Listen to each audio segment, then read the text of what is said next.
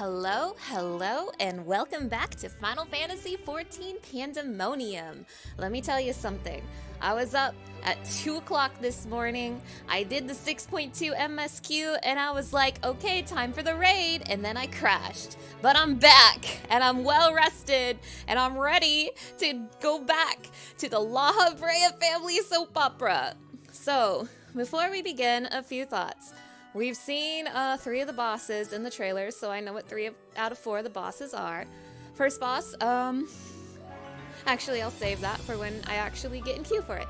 But I want to give some thoughts about the story, since I have been mulling on it for a few months now.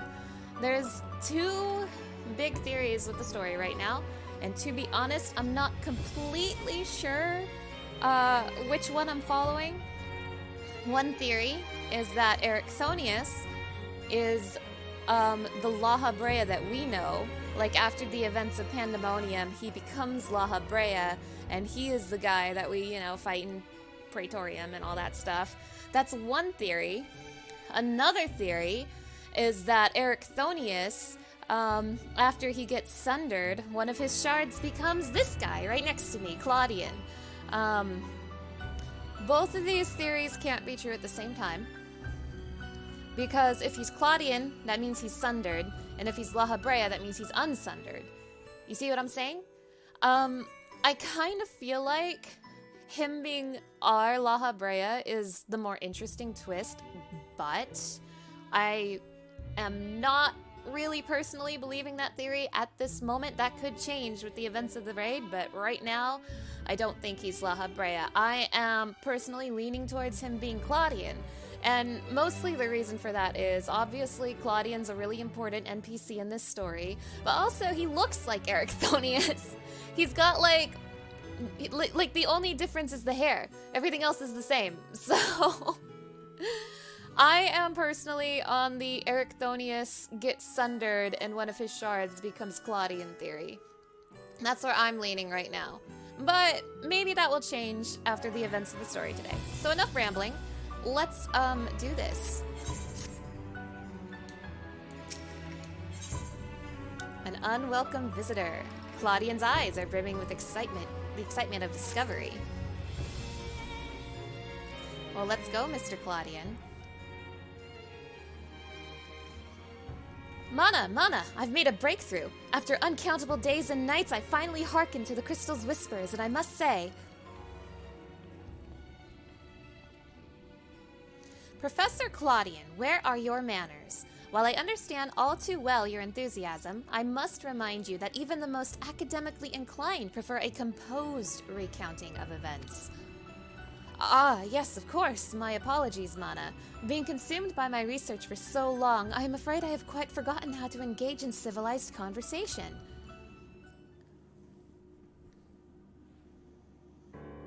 Ahem. In that case, perhaps we should start from the beginning, with a crystal set adrift upon the ethereal tides, containing the memories of a party yet unknown. Cough, cough, Ericthonius. They cried out for deliverance from Pandaemonium, where the ancients kept their volatile creations under lock and key. You yourself witnessed the power devouring the facility from within, and the advent of a divine monstrosity wrought of mythic beast and powerful mage.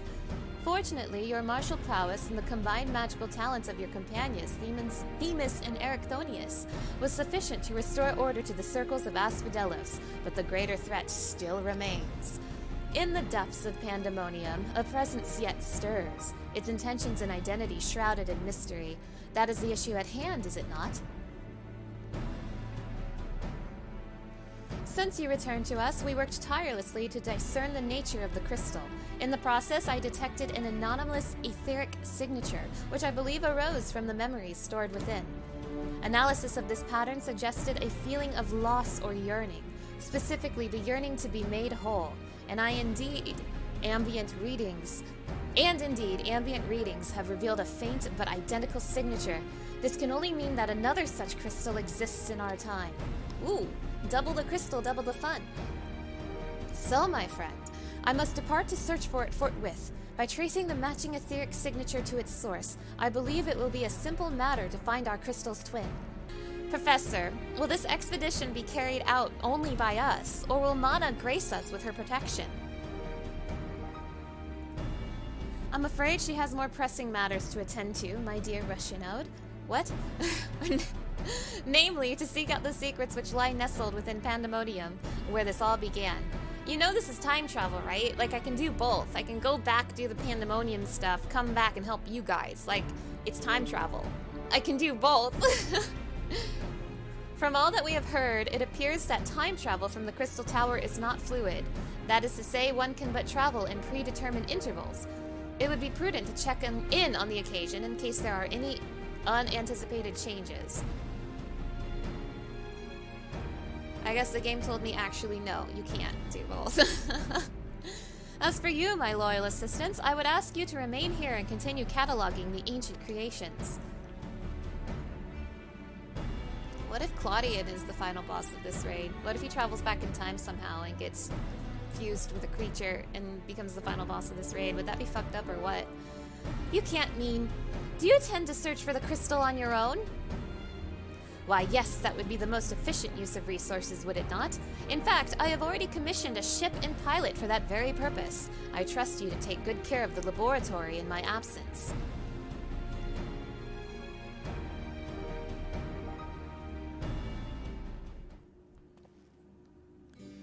I apologize for that somewhat abrupt departure.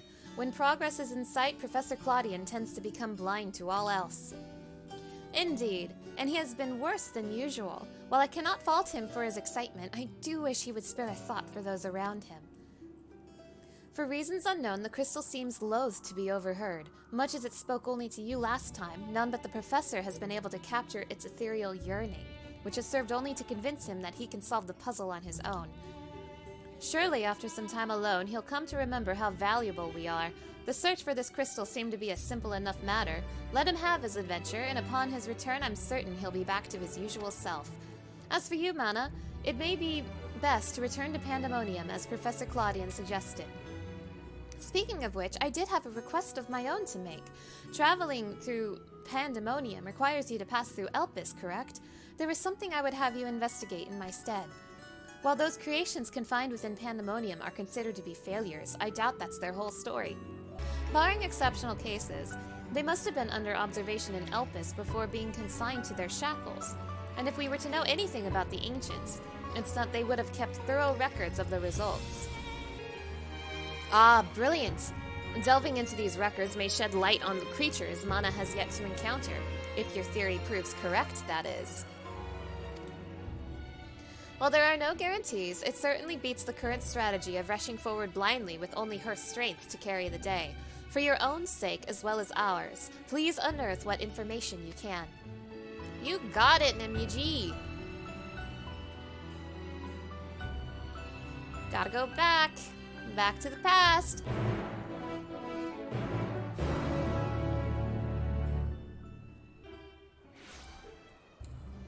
So there's something really important you need to know. I am not the same gamer as I was the last time I recorded my Pandaemonium playthrough. There's a big difference between the me then and the me now. I'm a bit of a savage gamer. That's right, I did savage. Not to toot my own horn or anything. I'm actually not trying to boast. It's just I've never done savage before, so this was my very first tier and I'm kind of excited. I got this shiny weapon and this neat little top. And let me tell you something really important. I never want to see that clown Hephaistos again in my life. Oh, Themis is here. Oh, I did not expect to meet you here of all places. Hi, Themis. You seek records of Pandaemonium's creations? Master Themis has just finished perusing the very same. I should not be surprised that we both arrived at the same conclusion. Luckily, I have saved you the trouble and gleaned what information I could. Ah, so you know each other. I was dreading having to once again scour the archives, but perhaps instead I'll rest for a spell. If there's nothing else, I shall take my leave.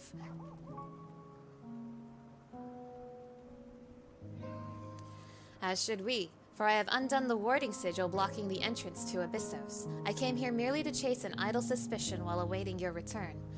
Fortunately, while Pandaemonium's protective wards continue to be assailed by our unknown foe, there have been no fluctuations so great as to make me doubt Erichthonius's capacity to watch over Asphodelos while I'm away. He works diligently to master interment, that he might deliver the creations back to their cages by his own hand. I thought it best to give him time to hone his craft. And since fate has brought us both here, I would ask you to accompany me while I attend to another matter, more idle suspicions that I would like to chase down. Rest assured, it shall not take long. I simply have a few questions to ask an acquaintance of mine. Come, he has agreed to meet us near the noose to Pandaemonium. But yeah, this is my first time doing completing a Savage tier. And I hear this one wasn't, like, too hard compared to Savage tiers of the past. But, oh my god, I am so excited to have finally finished a Savage tier for, like, basically the first time in my life. Kinda not really because of A Realm Reborn, but we don't talk about that. We don't talk about that. I got carried in Twintania a little bit, and we don't talk about that. But, yeah, I have a really good group for the tier, for the second tier. And I'm just so excited to, like, see these fights and prog these fights with my new group and do more Savage, and it's gonna be harder than the last tier, and I'm just so excited!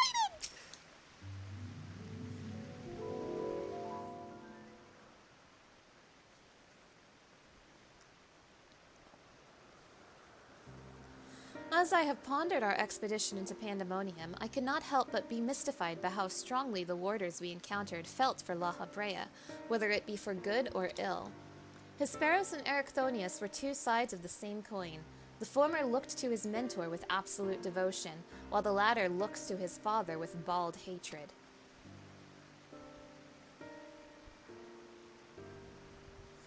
I would not expect a familiar such as you to understand this, but such extreme emotions towards a single individual are quite rare indeed. Naturally, I feel gratitude toward my mother and father, yet we are all equals in the larger picture of the star.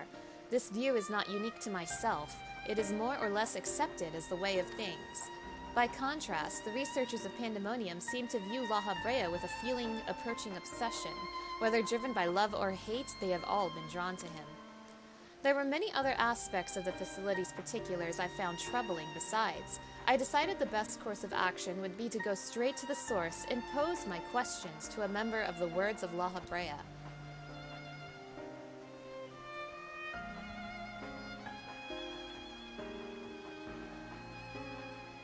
My apologies to have kept you waiting, Master Themis. I understand you are conducting an investigation of Pandaemonium and wish to know of its origins. Indeed. In particular, I wish to know why exactly Pandaemonium was built directly under Elpis. The facility is overseen by the Words of Lahabrea, after all. Why keep it so close to Elpis, whose governing body has no say in its day-to-day operations? At first, I thought it to be simply a matter of convenience. Those creations, which were deemed failures by the researchers of Elpis, could be easily ushered into their new homes. Imagine my surprise when a trip to the archives revealed that many of the creations were sent from organizations beyond Elpis, including from the Words of Lahabrea themselves. Given this, albeit limited, information, I cannot but feel that the Academia Enider would have been a more fitting locale. What does Elpis have that cannot be found there? These are fitting questions, and ones we have asked ourselves many times in recent years. Alas, the nature of Pandaemonium's construction does not lend itself to relocation. When first it was built, circumstances weren't as they are now. As you surmise, the majority of the creations kept within Pandaemonium were sent from Elpis. Yet, as the years passed, interests changed. Failures in creations deemed too flawed even to submit to Elpis paradoxically drew the attention of Pandaemonium's researchers. That is quite the change, and in fact it almost runs counter to the facility's original purpose. Who is it that decides which creations will be the subject of research? Master Lahabrea. Such authority is reserved for the Chief Key Ward, and he has taken it upon himself to step into that role. So if Pandaemonium's resources were being misused, it would be under Lahabrea's authority, correct?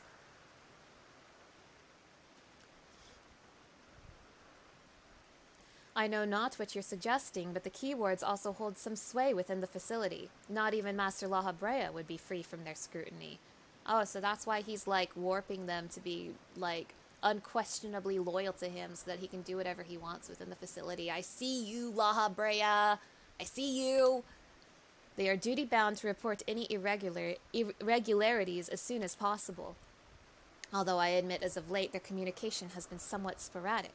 But we recently received a report from one of the key wards stating that all is well within Pandaemonium's halls. Really? And you are certain that a key ward sent it? Yes, of course.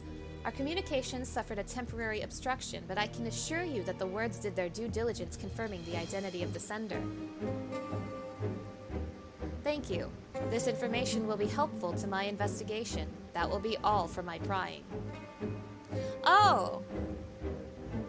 Wait, Lahabrea tempered them, didn't he? Like, he found a way to temper them.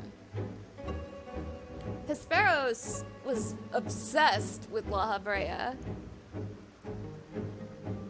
Like, just obsessed with him. Was he perhaps tempered? Then I shall take my leave. While you are yet permitted to conduct your investigation freely, I must remind you that the warder's work is delicate, and it would be remiss to disturb them for longer than is necessary.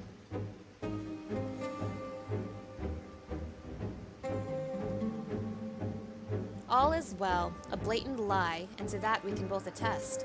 One of the remaining key wards is most certainly in league with the party behind this. Let us hurry. I know not why our adversary sent that report, but 'tis plain that we must return to Pandaemonium with haste.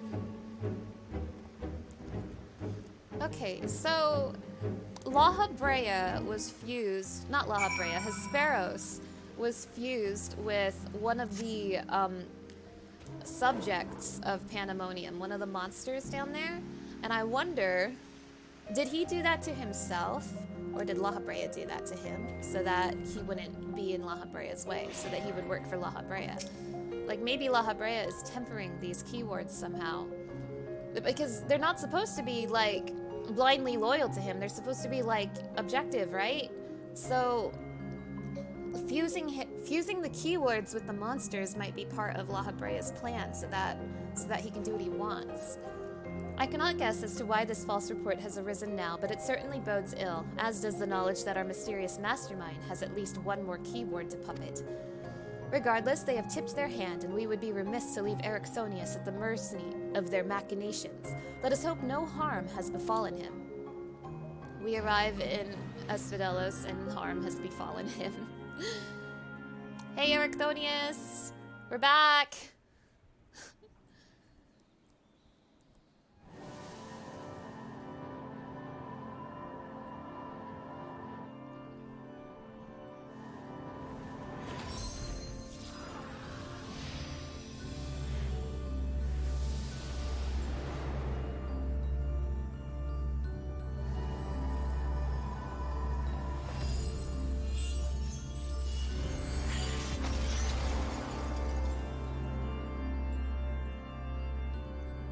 Not quite.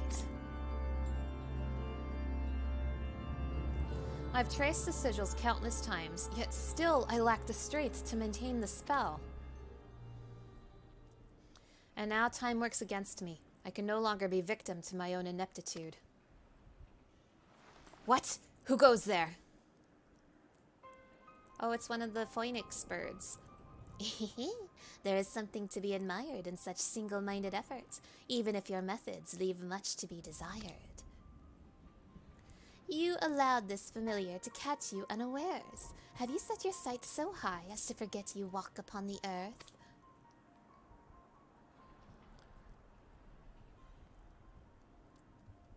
I know this creature, a familiar of the phoenix, but that monster is locked away. That is, in spite of the trouble I went to freeing it, I might add. Begrudge me for addressing you in this ill-fitting form, if you must, but with control of Asphodelos wrested from my grasp, 'tis simply the best I can offer you. Hide if you will, but mark my words, I will find you and make you pay for the chaos you've sown. Now, there's no need for such hostility. A calm heart stays the course, the wisdom of Lahabrea, your father.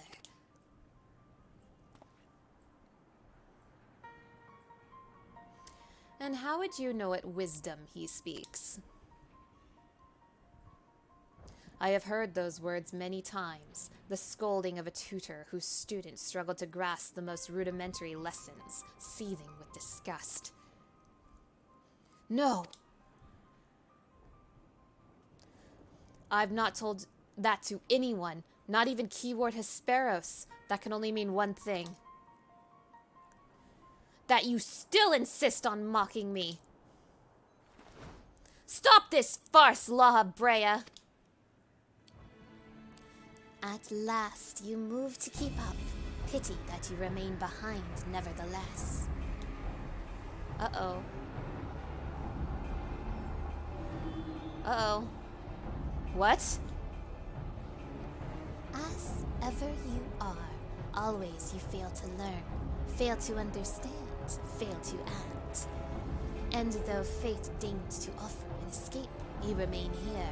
You are bereft of magical prowess and common sense both. But you need not despair.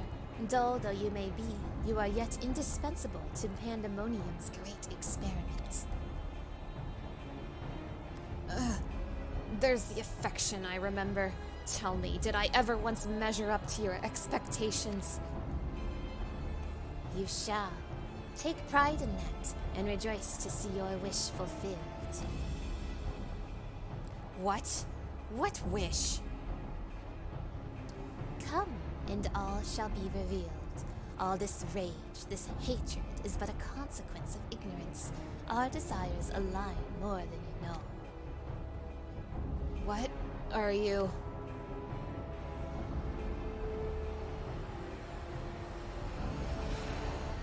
They both want to bring Athena back. Duh.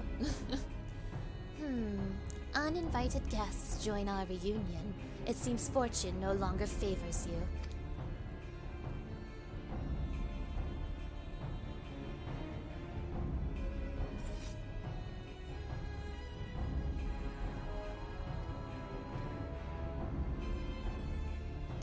Do you think I have any interest in listening to your prattle, let alone bowing to your will?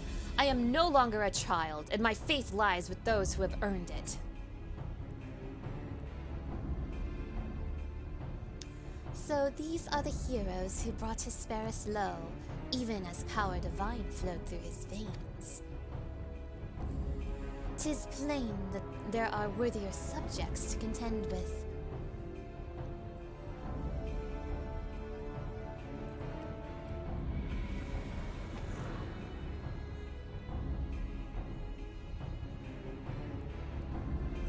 Can I fight a carbuncle now?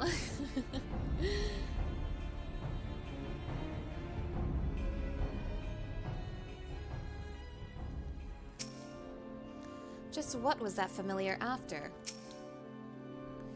Thank you. If you had shown up even a moment later, I shudder to think what would have become of me. There's something I must tell you. I know who's behind this. There is but one person who can hold thrall over familiar, creation, and keyword alike. Yeah, no shit, it's Lahabrea, we been knew. Masks of the Father.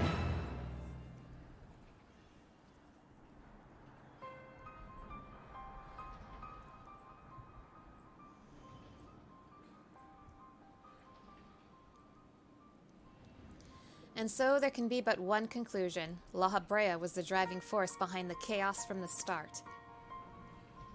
There is logic to that. There are few with the wherewithal to even consider experimentation on such a scale, let alone the capacity to create demigods from man and beast, with the rest of us none the wiser. Considering the magnitude of his work with the convocation and the words, his relatively minor role as chief keyword comes under little scrutiny, even as it provides him the authority to wield dangerous magics. It may serve as a veil and mantle both. Still, I find the notion hard to accept. The misdeeds perpetrated here could not have been done by the Lahabrea I know. You have met him, yes? Do you think he is capable of this? Yeah, I do. Yes. Lahabrea, what have you done and whatever? Lahabrea, what have you done and all that? Yeah,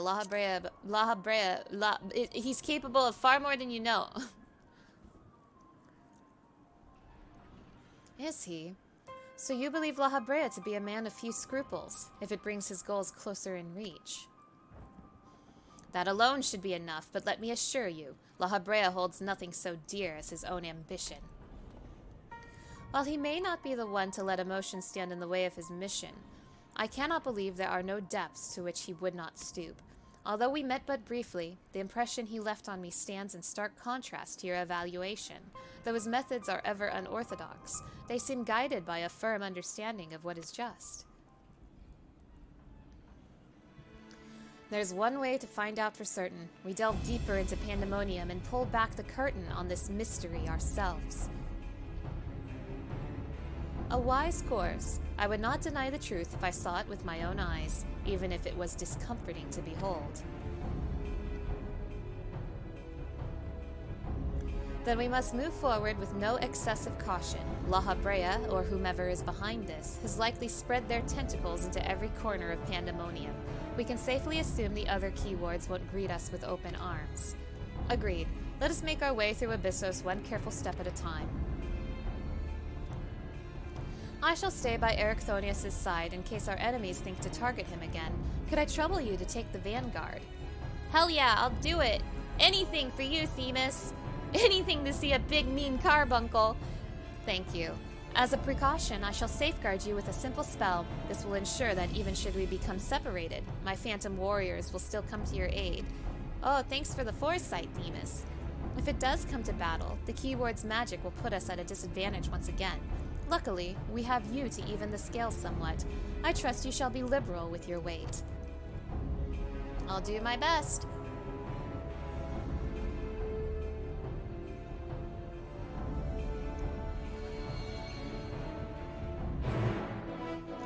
So, there has been some speculation that Lahabrea has split himself in two based on the key art for this patch, because we got two figures chained together. One is holding Lahabrea's mask, and he looks kind of calm and collected, and the other is below him. He kind of resembles Lahabrea, but he doesn't have Lahabrea's mask, and he looks kind of like twisted or whatever.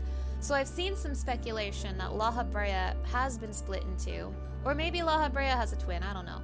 But still, like, speculation that there's two Lahabreas, and therefore, like, you know how Erichthonius is like, oh, Lahabrea is mean, and Themis is like, oh, Lahabrea is nice. Like, I bet they're both true.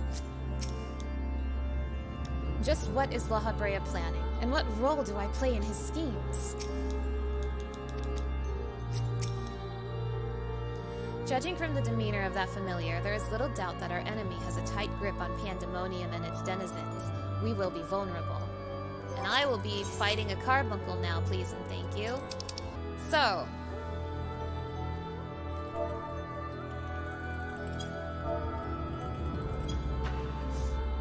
Carbuncle. Let me tell you a little bit about Carbuncle. So I've seen the trailer, I know what the first three bosses of this raid are, and the first boss is Carbuncle. I ran out of time to explain. Reflect spells. Oh, someone withdrew. Point is that Carbuncle is going to have reflect spells, and I think he's going to use both magical and physical attacks, and that this fight's going to be mirror mechanics. Let's go!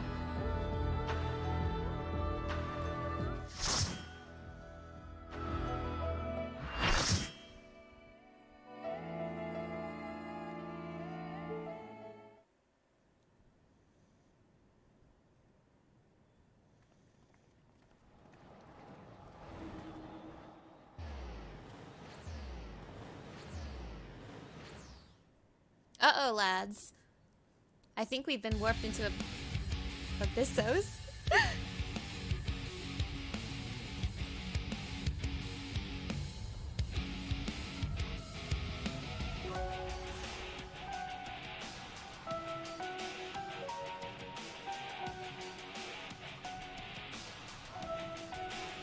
Hello, car buddy.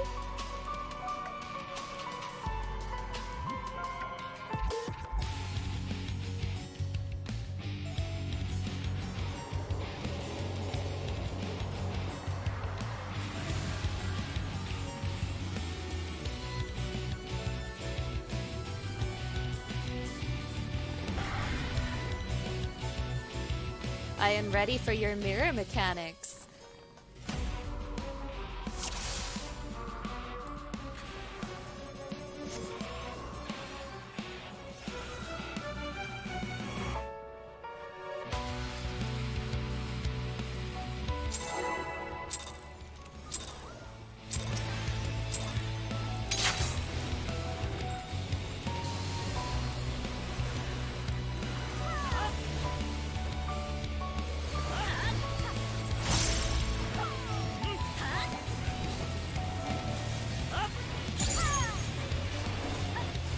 You think you can get me with this trick? I saw this in the live letter.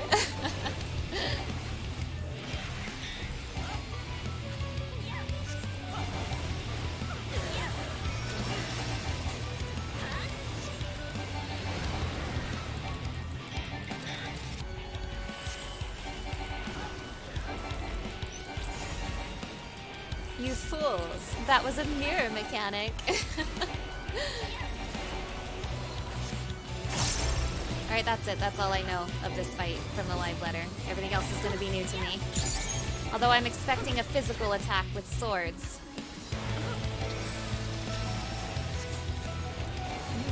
Topaz stones. Uh-oh.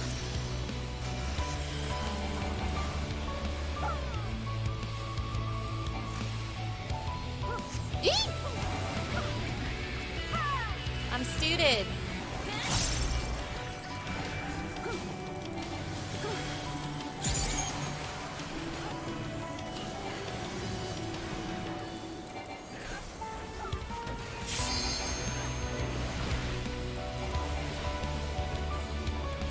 Acidic slavers.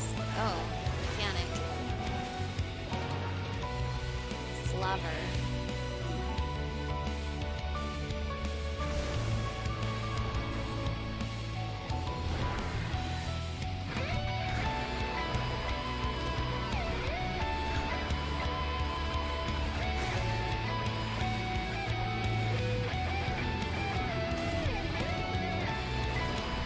Oh! Oh! Uh-oh! Uh-oh! Oh, he's hungry. Is he gonna change? No, okay.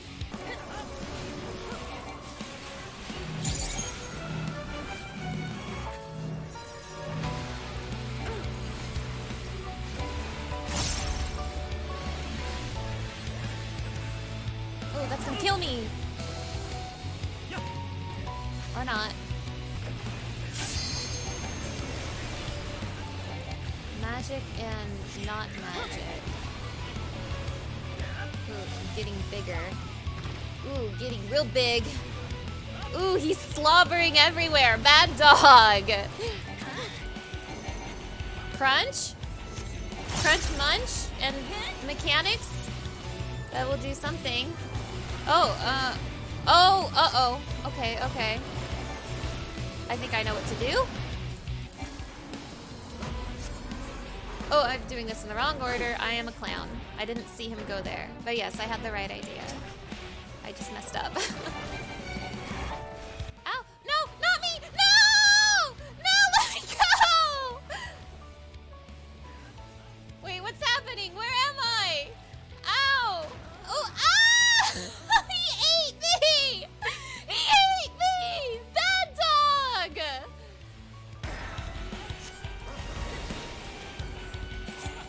Ayo! Good boy.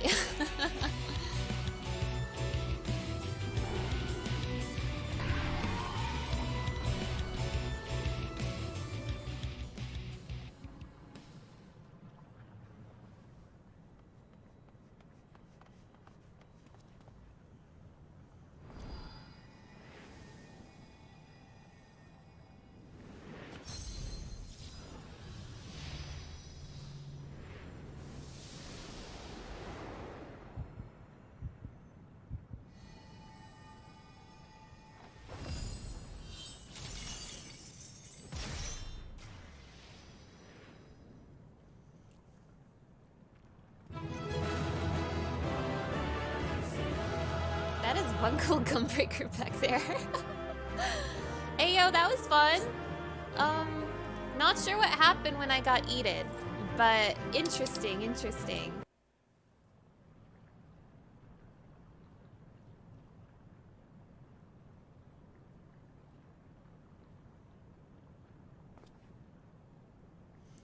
So this is where research is conducted on creations imbued with poisons and venoms. Erichthonius and I were conveyed not far from here. It seems our foe is finding it more difficult to surprise us. Fortunately for you, since they appear particularly keen to see you dispatched as quickly as possible. Even alone, you are a force to be reckoned with. Part of me is glad you emerged victorious, that I might observe you further. Is this, Erechthonius too? Or is it Lahabrea? Lahabrea, what have you done? Hi, Lahabrea. Were the circumstances different, I might thank you for keeping my son alive for this long. But I believe we can forego introductions, unless I have misread you.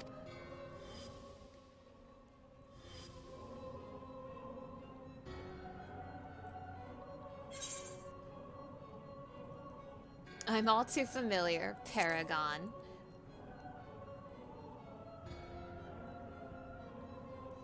A charming appellation, but I'm afraid I hold no such position. No, I am Lahabrea, of the Convocation of 14.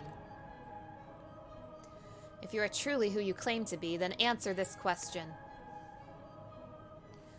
That can wait. Ugh! What is this?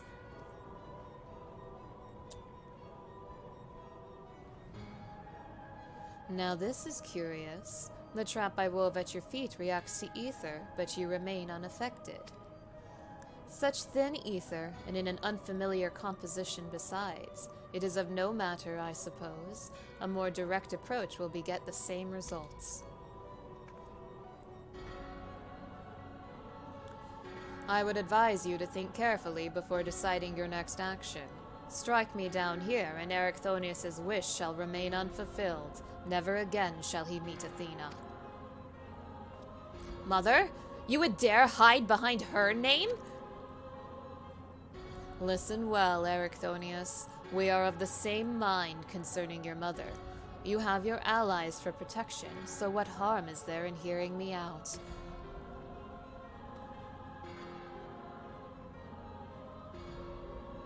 Erechthonius, wait. There is a question I must needs ask first. If you are truly Lahabrea, why speak such blatant lies? Bitter in defeat, are we? Say my name.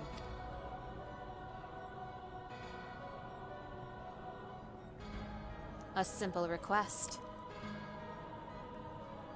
Themis, was it? A trifle soon forgotten, as you are.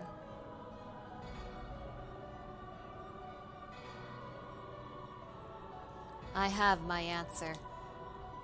He was supposed to say Elpis. The Lahabrea that I knew took pride in the convocation and would never suffer its denigration.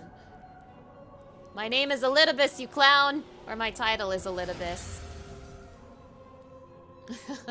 You don't mess with Elpis, Lahabrea. What are you doing? You sully his station with this farce. Themis, what are you saying? Lahabrea and I hardly saw eye to eye, but I know his voice when I hear it.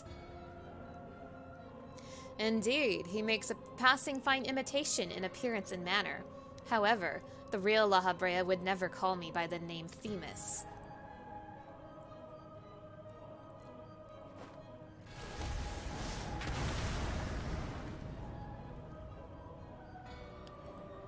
Two Lahabreas? What have you done? What trouble have you gotten yourself into, Elpis? Sorry for squeaking. Imposter. You have no right to claim that form, that mask.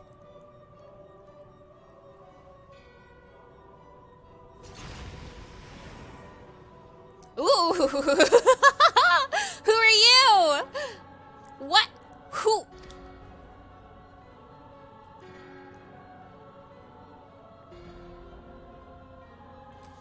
'Twas a mask that sickened me to wear. Is this younger Lahabrea? The mask of Lahabrea, a man who values his position above all, who would murder his own wife in pursuit of duty. Yet you would assume my name and wield powers that are mine by right? Any worth you may have hinges on which you so despise.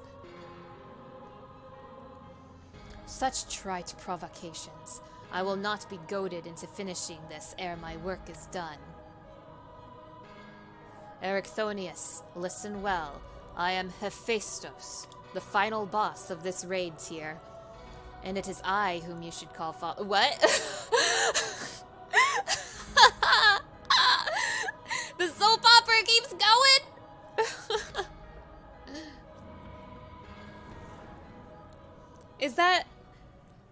Is that Lahabrea split in two? Is that younger Lahabrea? What in the name of creation? What in tarnation?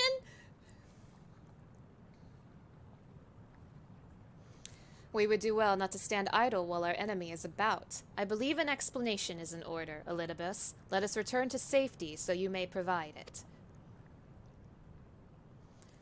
Ah, that sounds more like the Lahabrea I know.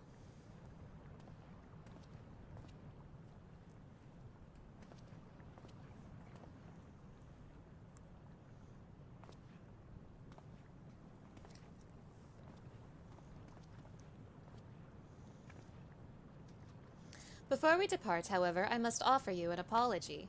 I pretended not to be important, but I am actually really important. As Lahabrea said, I am Elpis, one of the convocation and emissary of their will. Pretend to be surprised. For reasons which do not involve you, it was necessary to hide my identity while investigating this place. Still, that hardly excuses my deception. Elpis, I bid knew. I had a feeling. Yeah, come on. It was so obvious, man. You have the same voice actor. Like, duh. And you're small. Your perceptiveness does not surprise me. When the time comes, it shall make my explanation all the easier to understand. In any case, we have pressing matters to attend to. Let us do as Lahabrea suggested and return to the gates. We can speak there.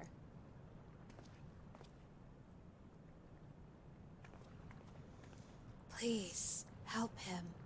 Save him. Okay, Athena, I'll do that.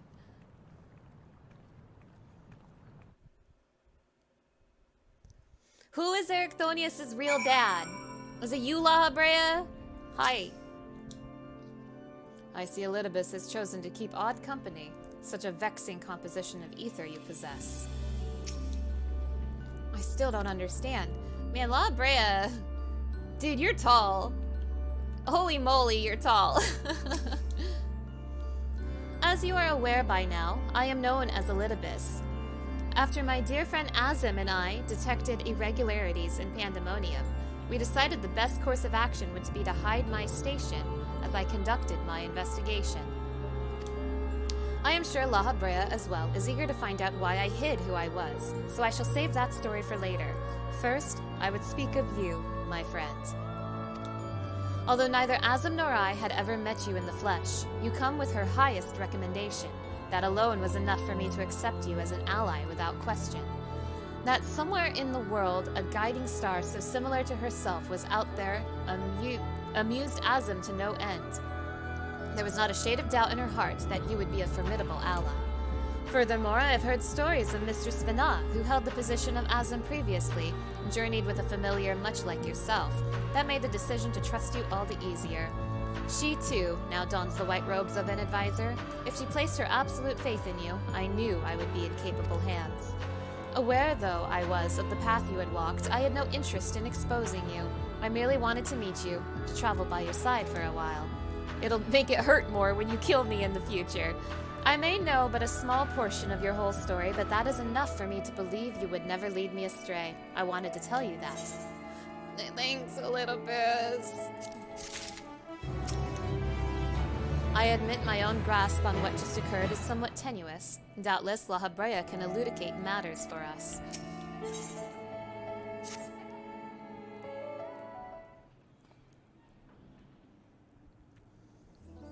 I don't know how long it's been since last we spoke, Lahabrea, and truth be told, I had hoped we never would again. But I see now that I was a fool to think I would ever escape your meddling. Just what is that thing that called himself Lahabrea, and why is he the spitting image of your younger self? I find it hard to believe you've only just now found out such a being was wreaking havoc in Pandaemonium. Did you think matters would simply sort themselves out? Huh. I suppose you deserve at least a cursory explanation. I was well aware of the anomalies occurring within Pandaemonium, including the fact that Azim and Elpis had taken it upon themselves to investigate. I saw no reason to insert myself into the situation, for a time that was. Imagine my surprise when instead of a formal report from you and yours, I received a communication from one of the key wards stating that research and operations were proceeding as usual. While Hephaistos' deception was almost childish in its simplicity, it became plain to me that your grasp on the situation was slipping. So you knew of his existence from the beginning? I can hardly imagine that you would suffer another to masquerade as one of the convocation, not without good reason at least. As you well know, the name Lahabrea is but a marker of my station. 'Tis not the name I was born with. Hephaistos has claimed that for himself. I cannot fault him for it, as he is my other half in a manner of speaking. He knows all that I know, my equal in every way, yet within his heart is naught but greed, envy, and desire, all the emotions that we are loath to acknowledge within ourselves. If what you say is true, what purpose would such a being serve? He is the product of an experimentation gone awry, a reminder of the days when I was yet young and reckless. I thought him sealed away for good, but it seems time has a way of unearthing the shame we bury. When he spoke of my mother, he looked at you with venom in his eyes, blamed you for her death. Tell me, was he right to do so?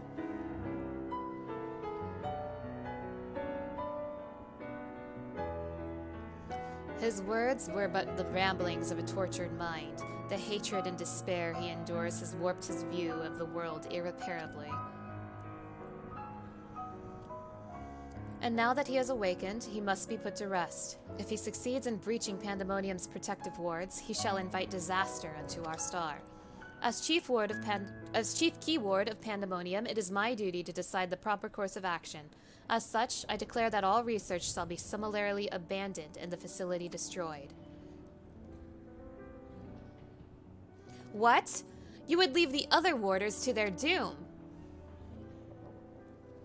'Tis a choice befitting, Lahabrea. Do you disagree? You speak of duty, and ours is to guide our star and its inhabitants upon the correct course. It is no surprise that you would choose annihilation of Pandaemonium if its existence posed even the remotest risk to our people. Yet, as you can see by Erichthonius' response, the decision is somewhat more nuanced than that. Azim and I grappled with this conundrum for some time, in fact. That is precisely why I chose to involve myself directly. 'Twas the only way I could truly determine the best solution. And you need not trouble yourself with that further. The chief keyword must prevent the worst from occurring, no matter the cost. Your feelings, Elpis, are of no consequence. Have you taken even a moment to consider another path? No! You've spared nary a thought for aught but yourself and your duty. You have no idea of the trials we've endured, the foes that Mana has stood against.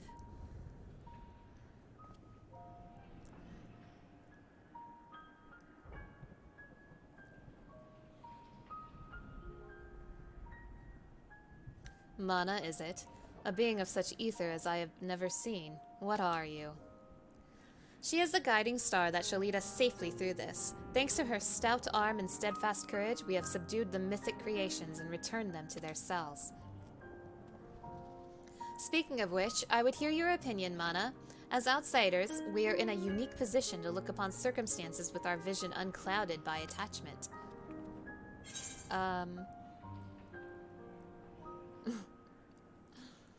What was that you said about being an emissary?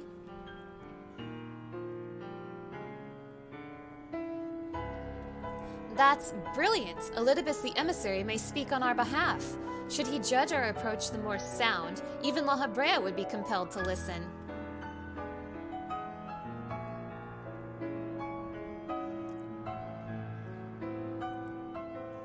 Yeah, we're putting it all on your shoulders, Themis. I don't want to make choices.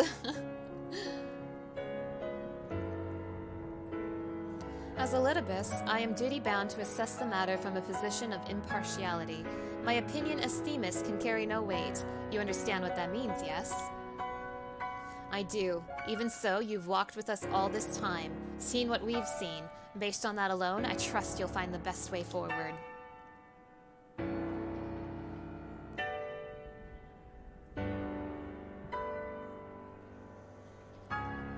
Very well. Then in my capacity as emissary, I shall state my judgment. At present, there are merits both in destroying Pandaemonium outright and in taking time to rescue its researchers, and neither is yet an impossible task. Therefore, I judge that the most measured choice would be to continue upon our present course. We delve into Abyssos, tearing any mythic creation we encounter along the way. You have yet to witness Mana's might and Erichthonius's resolve. I would ask that you see our capabilities firsthand, and only then decide if our endeavor is futile. If such is the will of the emissary, then I shall obey. However, if indeed I find your strength to be lacking, I trust there will be no objections to the immediate destruction of Pandaemonium. You needn't worry about that. We won't fail, Dad. You are bolder than I remember. And you're even more tedious than I remember. Mana, come find me when you're finished. Hate you, Dad.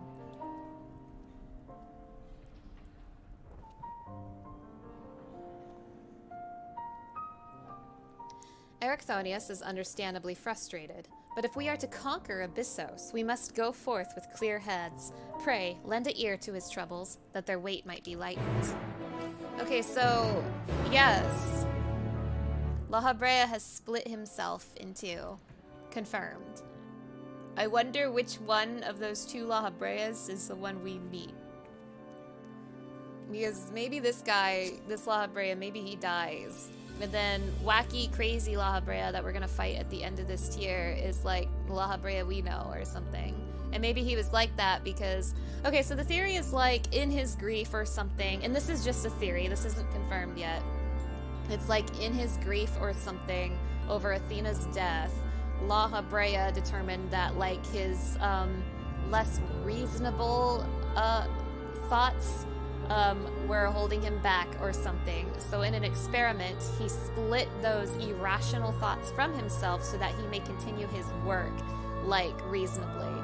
So the theory is that the irrational parts of Lahabrea that were split off is, you know, that guy whose name I've already forgotten. I am so bad with names, please forgive me. But twisted Lahabrea. So we have Lahabrea with his irrational thoughts removed, and we have twisted Lahabrea, who is all of his irrational thoughts in one. So that's the theory, right? That's the general theory. It's an action he took in the grief of Athena's passing. But, do they, like, fuse back together? Or, like, does this Lahabrea die and twisted Lahabrea becomes the Lahabrea in the future? You know? You know what I'm saying? You picking up what I'm putting down? Let's find out. You have done all you can with words, only your actions can convince me now. Despite recent developments, our plan remains unchanged. Pray call me Themis for the time being. It shall put us all in the correct mindset, and in fact, I may be coming to prefer that name. Uh-oh. Uh-oh.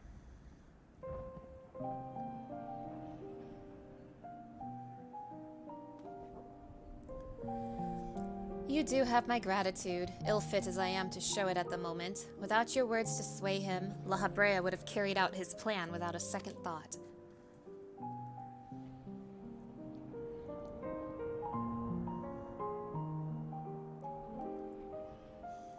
When at first we realized the creations had slipped their bonds, the other keywords did all in their power to restore order. Even though they could have chosen escape, they remained to aid their allies. I am certain not a soul among them would wish to see this facility erased from the world, and they don't deserve to be abandoned simply for carrying out their duty.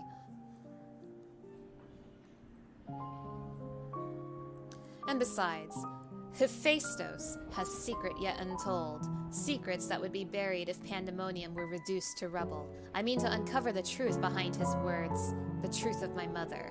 Hephaistos. Hephaistos. I need to remember that. Hephaistos, the final boss of this tier.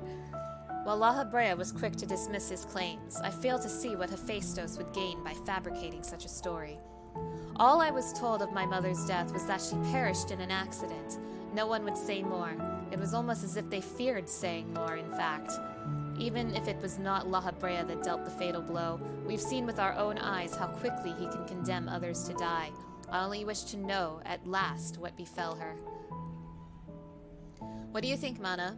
Does the Lahabrea you know have any regard for the lives of others, or will he carry out his duty with another's blood on his hands? Have you heard about what he did to Thancred? He once used my ally as like a funny puppet. What would possess him to do that? Even for Lahabrea, such an act would be a black mark against him if it were made known. I can't imagine how much your ally suffered. He's really embarrassed about it. But it is plain there is much to consider. Thank you, Mana. It's easy for me to get carried away by emotion where he's concerned. We should focus on the task at hand, proving to Lahabrea that we are capable of saving Pandaemonium and its keepers. The most convincing way to do that will be to regain control of Abyssos. So true. Although I'm loath to admit it, he would know more about those depths than any of us, and seeing as how we require every advantage we can afford. Mana, would you speak to him for us? He seems to have a special interest in your capabilities, and may deign to help at your suggestion, if only to see what you can do. Okay. Lahabrea, what will we do? Researchers of different layers seldom contact one another unless work is involved, and I know next to nothing about the keyword of Abyssos. Any morsels of information Lahabrea can offer would be a boon.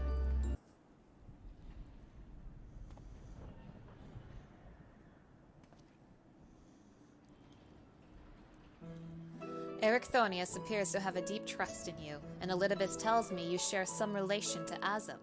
Your unusual ether does not mark you as a familiar. It is unlike anything I have seen, even among the countless concepts I have observed. To think that I would encounter an existence I could not create by my own hand. Azum never ceases to surprise. The previous Azum was much the same, and taking the entirety of the star into consideration, she came to hold dear emotions and people that a more logical mind would have discarded. This made her act in her own self-interest more often than not. Just as you and Elpis have conducted yourselves in this matter, the true danger of Azum's nature is its tendency to infect all those she comes into contact with. Everybody likes Azum. She's cool. Emmett Selk said much the same. Trust that I shall do naught that would violate my duty. And yet so frivolously invoked your authority as emissary to justify this little excursion. It matters little, however. Only your deeds can speak for you now. You wish to know more of Abyssos, I take it. Although I no longer have control over many of its functions, I can yet sense what creations lie within. The chief keyword's reach is far indeed. Well then, what do we have to look forward to? I sense no creations of note. Perhaps they have been made into fodder for experimentation, or perhaps they have been transferred to deeper circles. Yet Hephaistos would never allow you safe passage. He has left a trial for you to overcome. Oh, I speak of Hegemone, keyword of Abyssos.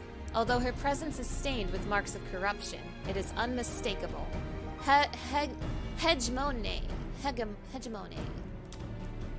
I knew her as a woman gifted in magic and blessed with a highly logical mind. While I can sense those qualities within her still, there is something else at work.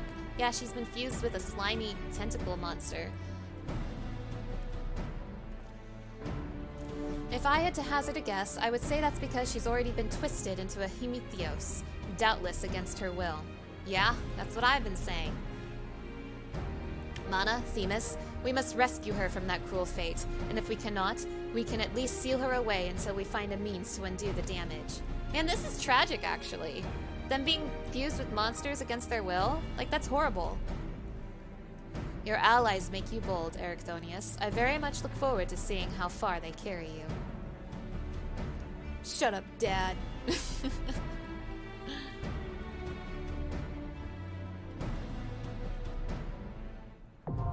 The Sixth Circle. Big Tree. Hegemone was a woman of reason and logic. She would never be swayed by Hephaistos' wretched schemes. I hope she was not made to suffer over much. Let us not change a strategy that has served us so well thus far. Bring Hegemone to Hegemone, and Ericthonius and I shall inter her when the time is right. I hope we can save her, honestly. Now we prove our strength. Only then can we free the other warders and unveil the truth hidden in Pandaemonium's shadows. That's a really cruel fate, like being fused with a monster against your will. That was probably the same with Hephaistos, right? And it like twisted him. It twisted him into being like obsessed with Lahabrea, like a tempering. So like honestly, all that stuff Ericthonius said about Hephaistos, I believe it. I believe Hephaistos was like a genuinely kind and caring man. And then he got fused with that monster, and he got twisted into the Hephaistos that we had to fight. Like, I believe that 100%. And I'm really scared about this woman whose name I've already forgotten. I'm so sorry. So bad with names. But it's probably the same for her, right? Like, she's got a level head on her shoulders, she's very reasonable, and now she's been fused with this monster, and she's gonna be twisted into something obsessed with Lahabrea, which is awful. That's awful! What was her name again? Hegemone? So we've got... Let's see how well I remember this. Is it Hephaistos and Hegemone? Is that correct? Hephaistos and Hegemone. Hegemone! Yay, I got that part right. Hegemone. And the other was Hephaistos, correct? Hephaistos. I was close. Hephaistos and Hegemone. Trying to grill these names into my memory. So, obviously, Hegemone is the third fight, and Hephaistos will be the fourth. But let's fight a tree first.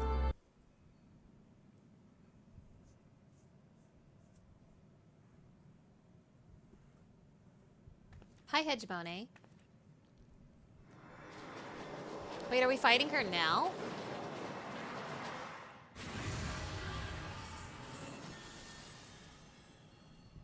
Oh shit, are we fighting her now?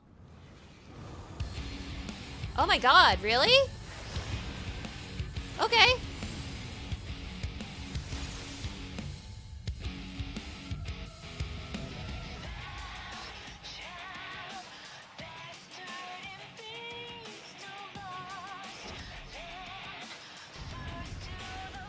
I mean, sure.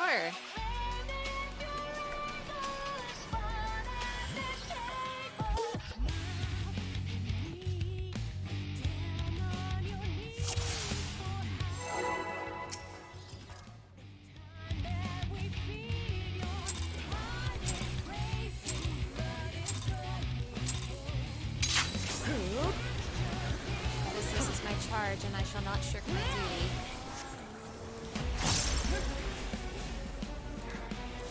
They swept him away in a flood of ether.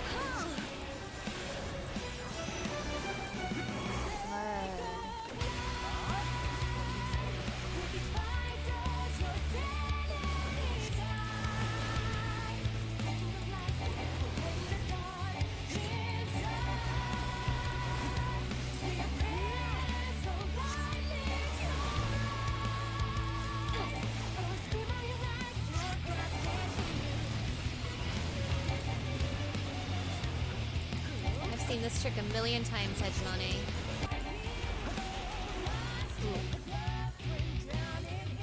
What's this? It attached itself. Ew! Ew! Get this off me!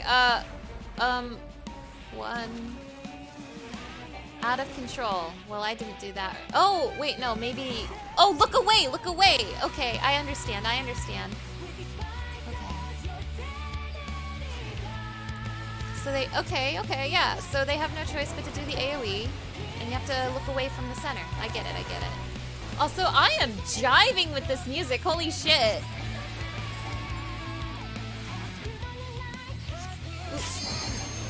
Maybe pay attention to what the boss is doing. Mana Scarlet. Oh, here we go. Here we go. Love this.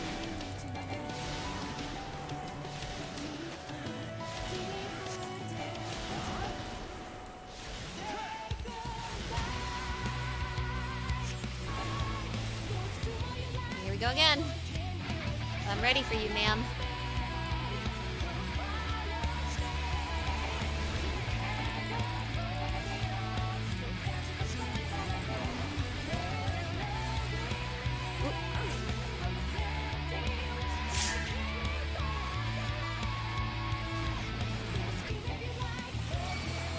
Oh, I'm super dead.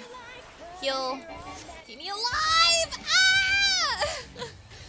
I need to get so much better about paying attention to what the boss is doing.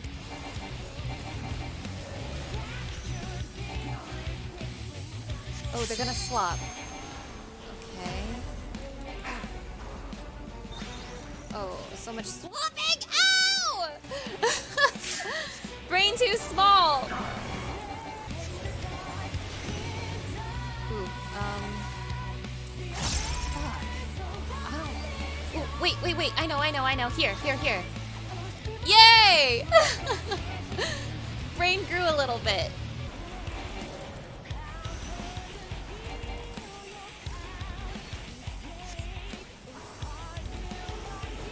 Oh, and spinning. I love that for me.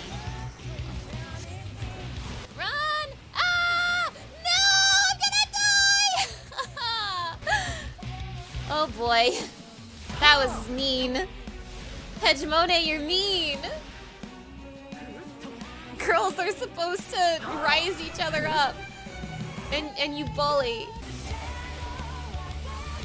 The boss is gonna do a thing. Look at her for once.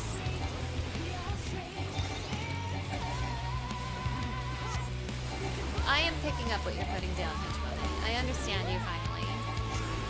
This fight has passed the Bechtel test.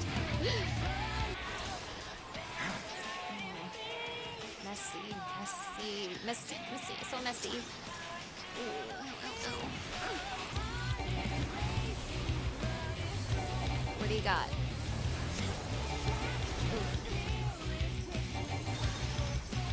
Hey, I'm so bad at fighting.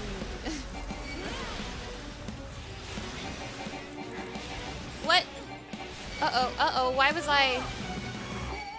Uh-oh. Okay, don't get hit by that at all. She's very mean.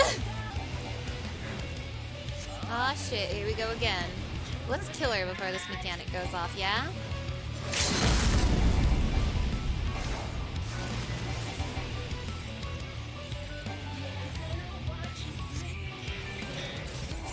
Yay!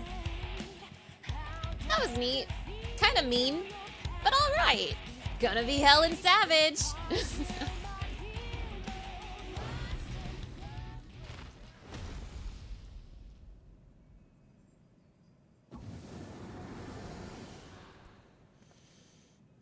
So is it just a coincidence that she resembles Ericthonius?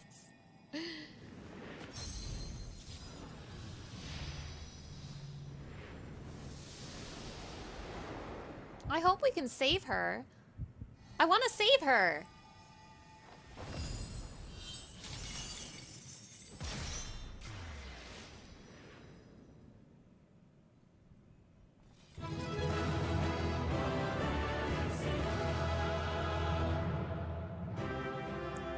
Her essence has been smooshed with a monster. But do you think we can, like, unsmoosh him? As is to be expected, Ericthonius appears quite pleased with our victory. I could sense from here that Hegemone had been contained. The effect of Hephaistos' tinkering is even more dire than I had imagined. We've won! The keyword is sealed away and alive this time! Lahabrea can't deny us now. Take that, Dad!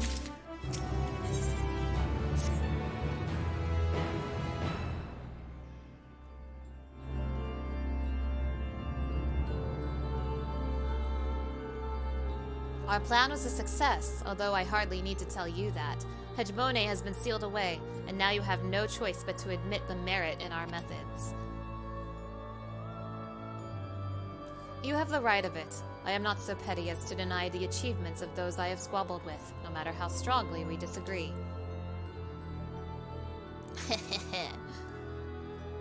Moreover, this being, ether as thin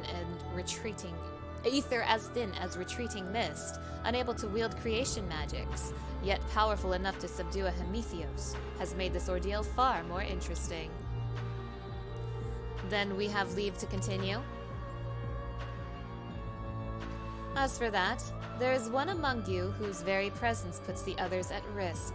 'Twould be best to proceed without him, for failure would have consequences that reach far beyond Pandaemonium.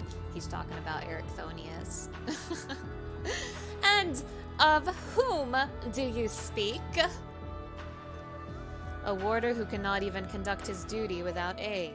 In this place, hope alone is not enough to overcome what awaits you. A single misstep will send all to their doom.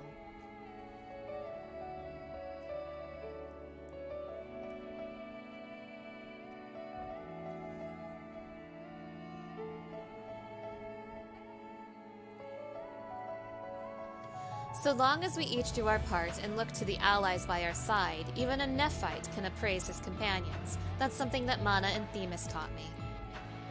Dad. While I do not wish to express any bias, I am inclined to agree. If my investigation has made anything clear, it is that we are together greater than the sum of our parts. And hope has brought us this far. It drives us to seek the right path and to act before that path lies closed to us. Then tell me, what is it you hope for?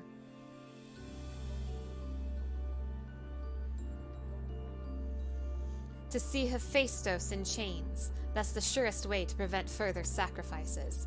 I'm aware that destroying Pandaemonium would rid us of him, but the cost is far too great. And I admit, I wish to know more about how he means to resurrect Athena.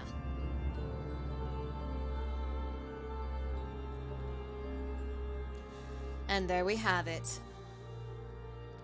You must leave this place at once, and do not think to set foot in Pandaemonium again. You cannot be swayed by the emotions of your dead mother. You stubborn child. You are capable, that much is plain, yet Hephaistos cannot be suffered to live, and I shall not allow his talk of resurrection to poison mine or anyone else's mind. Life flows in a cycle, this is known.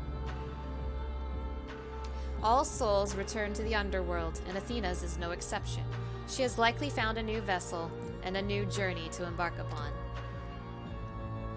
You cannot be ignorant to the folly of Hephaistos' words. Even were he to breathe life into a body, the soul contained within would not be your mother's. What if our knowledge is imperfect? What if Hephaistos has discovered something that no one else has? He knows all that you do, understands the bitter reality of the world. He wouldn't pursue the impossible. Think, Ericthonius. I have already explained that he is merely my twisted reflection. Is it worth bringing back your mother if it means others are used and discarded like tools? Is it worth it to see her once more? Now you must measure the worth of your colleagues' lives. What was that foolish braying about saving them? Merely a performance to hide your childish devotion to your mother. Please, such barbs will get us nowhere. We should first discuss... Uh-oh. You would call me fool! You who murdered your wife in service of your ambition! For the sake of the star, no doubt! Uh-oh. Ugh! I can hear it again! That voice! Inside my head.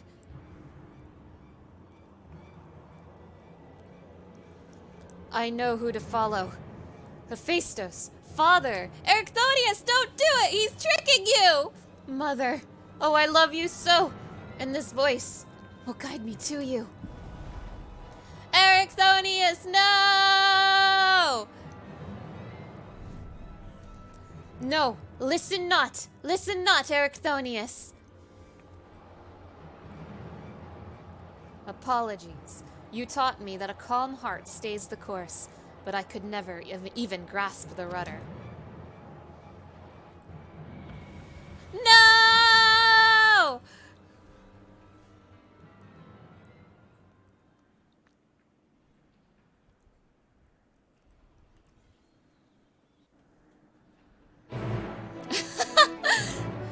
Da da da da da da da da! Erechthonius has betrayed us.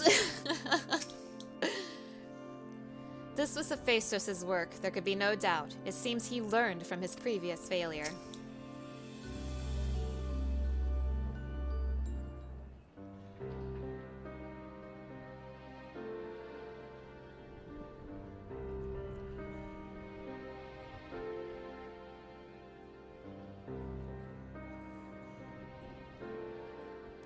Hephaistos is cunning despite his warped mind. Whatever took hold of Erechthonius, it made short work of his reason.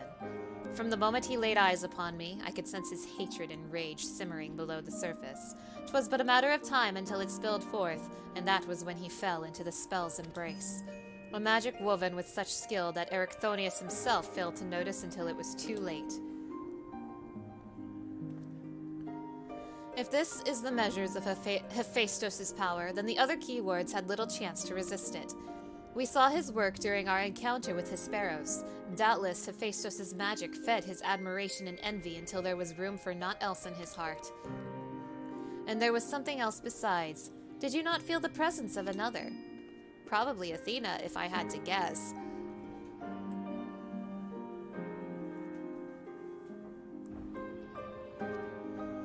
As I thought, someone was trying to warn Erechthonius, but whom? Could it have been one of the keywords? Alas, their warning arrived too late. I had already provoked Erechthonius past the point of no return. Maybe if I was a nice father, this would not have happened. I bear the burden of this failure. In my stubbornness, I could but scorn the boy, and Hephaistos knew that. And now I dread to think of the ordeal that awaits him due to my rashness. The only way to save Pandaemonium is to repair the rift between father and son.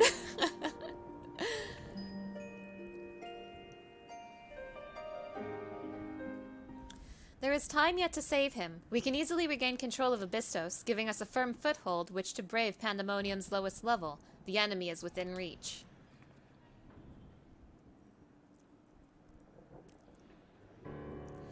Just as with Hesperos, Erechthonius is in danger of being consumed by Hephaistos' spell. However, I have faith that he will not easily lose sight of himself. The way forward is clear. Lahabrea, pray tell us all you know of what we shall find beyond Abyssos. I can only assume one more keyword lies in wait. The deepest level of Pandaemonium is called Tartarus, and your passage shall be challenged not only by a keyword. Hephaistos has laid traps in every corner of its halls. You have no hope of surviving far past the threshold. And that, I expect, is where mana will shine. Her dissolute ether shall allow her to slip through the traps unimpeded. We saw it when Hephaistos had no effect. And doubtless, even he has yet to devise a countermeasure.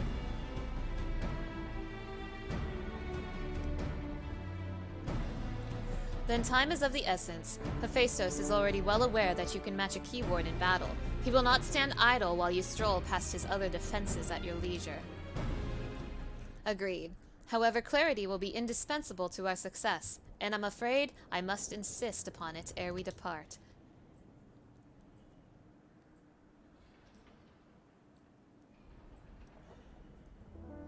We have yet to discern to what end Hephaistos would use Erechthonius. If you know, I would ask that you enlighten us. And then there is the matter of Athena. Why do you so fiercely rebuke Erechthonius' feelings for his mother? While I understand the very thought of resurrecting the dead is anathema, you act as if grief over her passing should be equally so. How are we to grapple with what plagues our friend and drives our foe if you refuse to acknowledge it?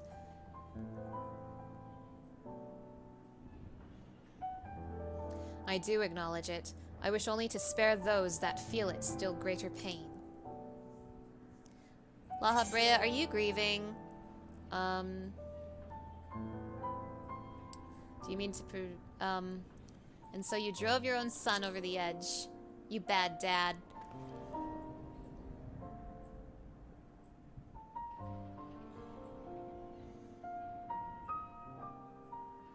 How dare you? I'll say it again, asshole. You're rude and mean. No, you are right. The blame for Erichthonius' fate rests squarely on my shoulders. Very well.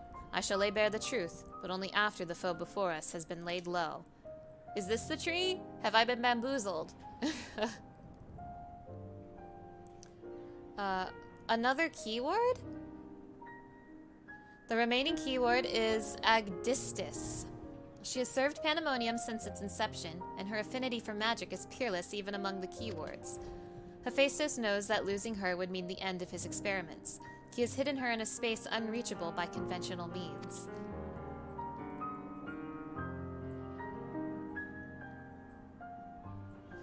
But your presence makes mockery of such barriers. The scarcity of your ether means it will be trivial to send you directly to Agdistis.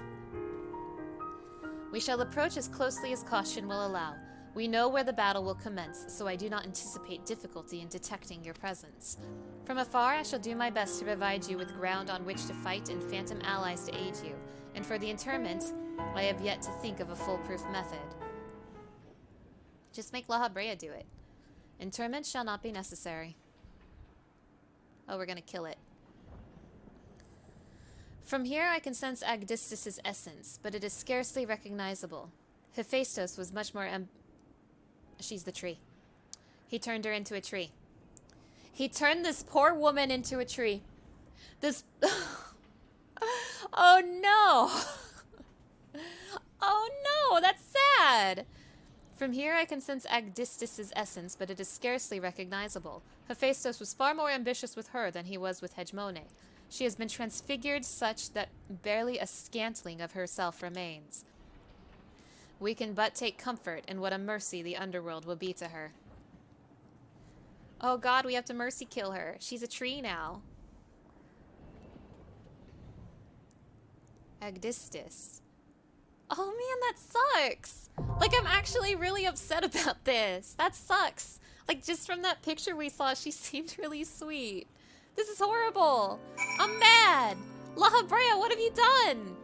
I sense that Hephaistos has come close to perfecting his image of a Hephaistos, which means his research is in its final stage. I shall establish control of Abyssos while keeping an eye on your battle. When the dust has settled, Hephaistos will have nowhere left to flee. Oh, poor Agdistis! No! No! Instant Q for this sad fight. I'm upset! I'm upset for this woman I don't know. God!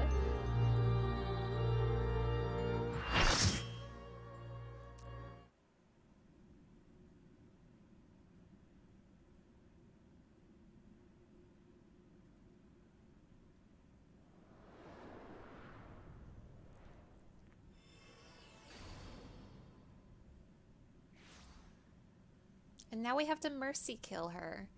This is like... Oh my god! I never noticed the woman on the tree in the trailer. No! Oh no! Agdistis, I'm sorry! Agdistis, no!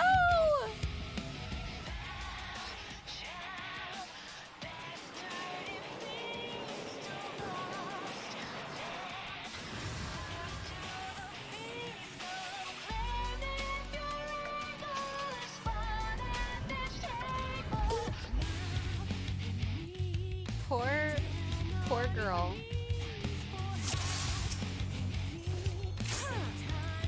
Instant pull, very classy.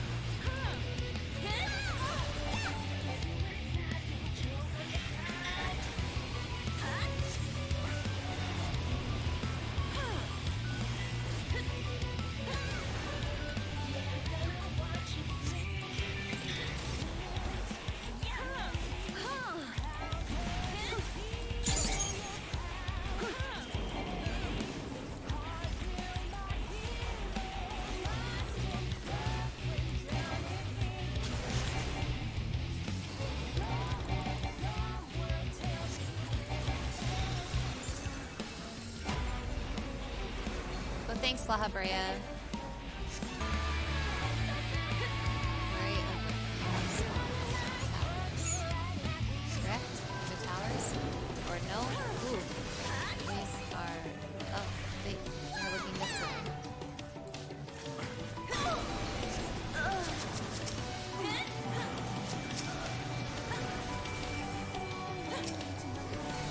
Ooh, exaflares.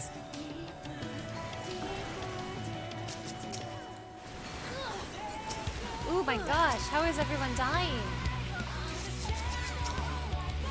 How am I not dying?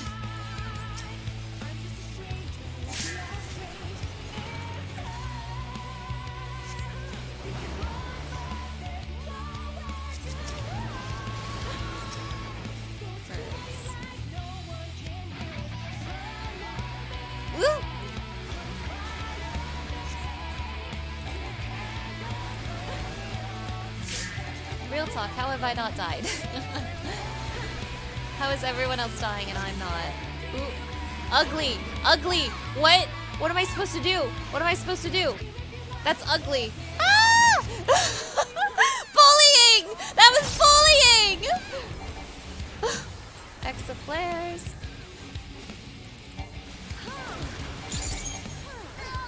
Ooh, I got hit anyway. Be more careful. Oh, shit! I died, finally! I hope I get rest before the Reaper. Yay!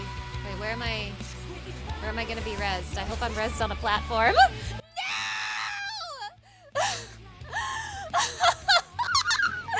Fuck! Very upsetting. Very upsetting that that happened. I should have known. I hope I get rezzed sooner rather than later, because we are hurting, my dudes. And I hope you understand the reason I died immediately is because I got rezzed over the hole. Please res me. Oh wait, the other healer is dead. Okay. But res me soon. You're gonna need it. Oh. Uh-oh.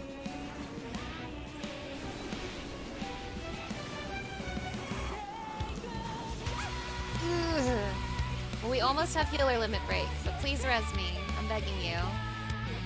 Oh, they are in pain. Oh, healer limit break! Do it! Yay! Okay, we're back. Birds, right? Oh no. Ooh. Oh, that's a bird.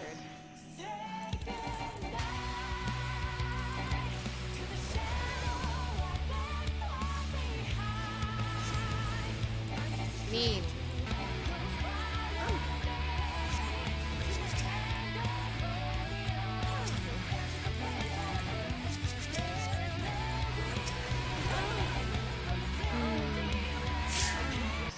I'm begging that healer to keep himself alive. Please. Okay. Alright. That's one wipe. You know what that means. You know what that means.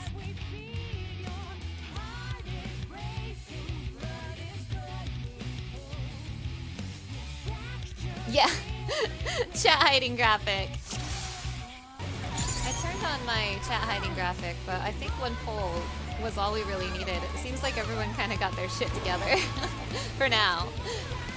This is honestly, despite the wipe, not that bad. We were just getting our footing with her funny little mechanics, but we're doing just fine now. I actually didn't need the chat hiding graphic, it turns out, but I hope you enjoyed it anyway.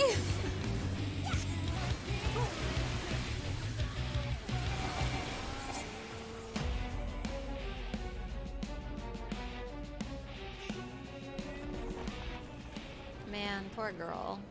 I'm like actually really upset about her. Oh my god.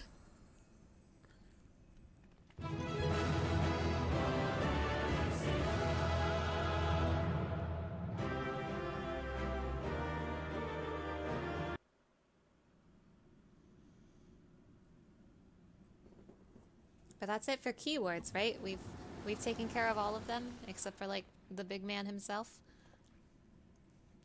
The moment Agdistis was slain, the flow of ether in Pandaemonium focused keenly on this location, creating a tunnel of sorts through which we could quickly convey ourselves. 'Twas almost as if we were ushered here. This space was created with care and concealed with powerful wards. Only a key ward would have been able to detect it, and even then with great difficulty. Ergo.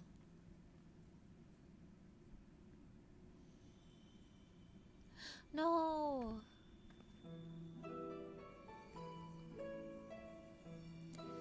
If only I could restore Tartarus to order, but I'm afraid this is the most I can manage with such power as remains to me.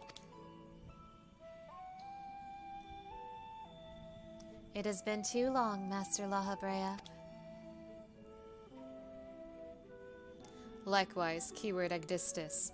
I should not be surprised you were able to break free of Hephaistos' spell, even diminished as you were. 'Twas not an easy task, even with your aid. His curses dig into one's heart, creating a storm of emotions that is all too easy to become lost in. Only by chance did a fragment of myself remain, illuminating a path through the madness. And thus I am able to appear before you now, even while my body was powerless to resist Hephaistos' commands. Some small part of my logical mind stood alone in defiance. It even managed to speak to the outside world. Your crystal! Is it your crystal? The report! That was you!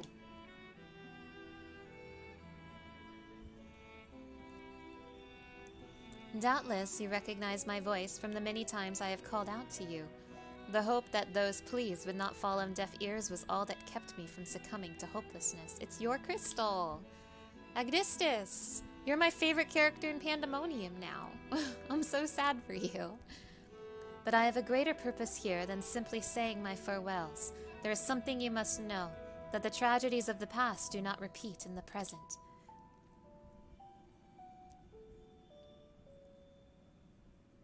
Forgive me for what I'm about to do, Master Lahabrea, but the story must be told. 'Tis the only way to understand Hephaistos' fixation on Erichthonius.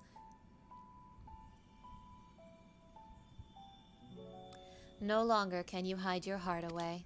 Does he distance himself from his son to protect him because he cares or something?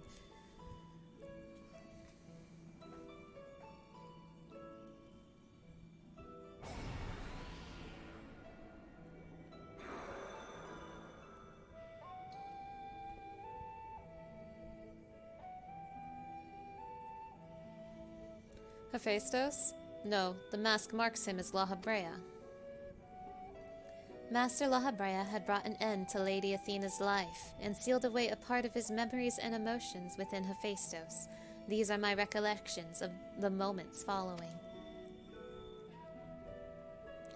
And you truly have no intention of revealing the truth to Erichthonius. My lesser half is now buried where none can find it. We would be wise to do the same with our memory of this day. Blood should not sway the spirit so, but Athena's teachings have warped the boy. I fear he would see our star burn to keep his mother safe. Erichthonius believes that he feels love, but he is shackled by dependence. He could not bear the truth.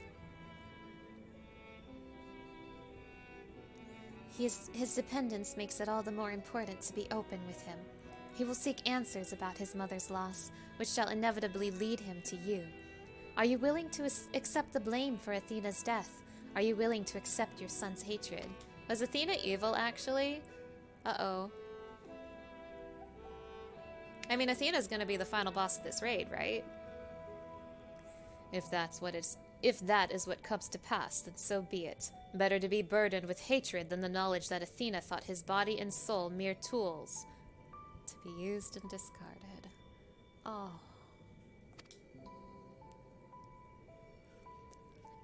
Even were I to tell him... Did he kill Athena to protect Erichthonius because he cares about his son? Stop it, Lahabrea, stop it. I'm starting to have a feel. Even were I to tell him what his mother plotted, he would ever seek reasons to believe that the true fault lies with me or with him. Should he merely hate me, he will remain unfettered by doubt. free to serve the star far from his parents' shadow.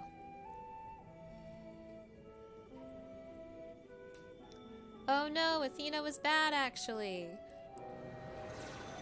This is so sad.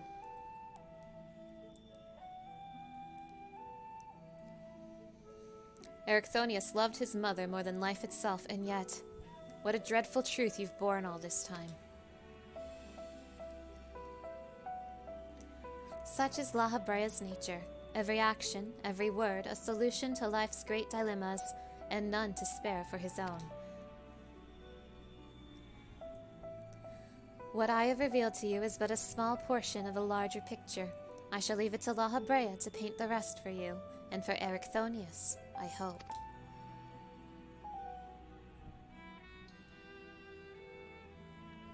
Thank you, Agdistis.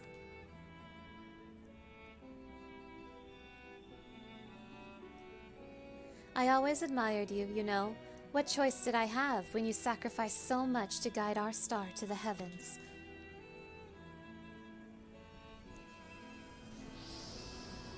No, I can't believe that Lahabrea is trying to be a good dad and he's really bad at it. No, I don't want to care about Lahabrea. Stop. Hephaistos has doubtless sensed that his final keyword has fallen.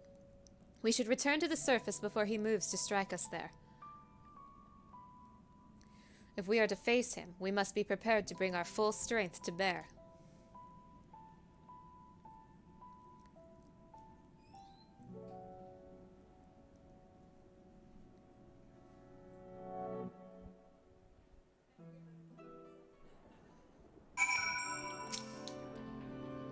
It was Erichthonius' hatred of his father that caused him to fall victim to Hephaistos' magics. Yet the roots of that hatred were born from a son's love. A love nurtured not by a mother caring for her offspring, but by a researcher creating the ideal test subject. Pandaemonium abounds with demons indeed. Agdistis was ever a bold woman, even in her final moments, that she would unearth the secrets of my past for all to look upon. Still, full glad am I, that she faced you as her last opponent. I could think of none more worthy to send her soul to the other side.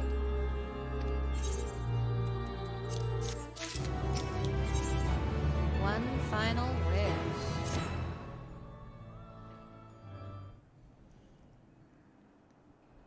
This is gonna be like a tentacle monster, right? The vision you saw told the story far more eloquently than I ever could. Athena was consumed by her research and was willing to sacrifice her own child if it hastened her progress. She did not offer him a position here out of sense of love or pride. 'Twas merely because she knew he would be the most pliable test subject. I see now why you hid the truth for him. I cannot say with certainty that Erichthonius could handle the weight of such betrayal, after holding his mother on a pedestal for so long. Unfortunately, it seems not even her death has ensured his safety. Hephaistos has taken up Athena's research and succeeded in creating Hemithoi. I know not what his ultimate end is, but 'tis plain it is connected with the resurrection of Athena. Oh my god, he is gonna fuse Erichthonius with something. This is bad. That knowledge alone is sufficient to direct our next course of action. As for the rest of your story, we shall hear it after we have returned Erichthonius to safety, in accordance with Agdistis' last wish. Very well.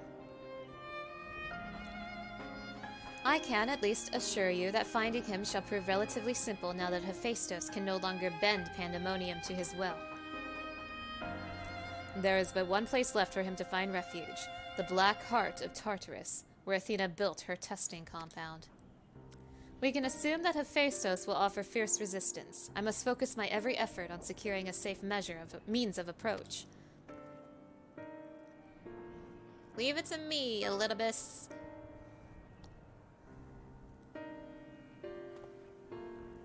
Lahabrea, I would ask that you assume the duty of summoning Mana's phantom warriors. Ew, I'm gonna have Lahabrea summon my phantom warriors? Gross. I have no objections. My ability to fight within Tartarus would be greatly diminished in any case. However, I wish to deal the final blow to Hephaistos myself. There is no need to dirty your hands with such a deed. I take it then that you have no intent to seal him away as before. The presence I felt when I encountered Hephaistos bore little resemblance to the entity I created.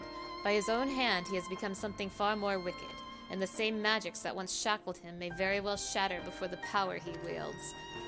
On my pride as a researcher, I am loath to repeat the same mistake twice. I would not see these events play out again, and so he must be extinguished.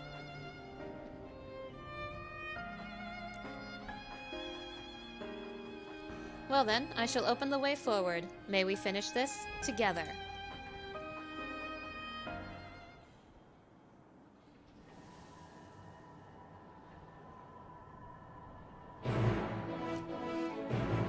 Let's go!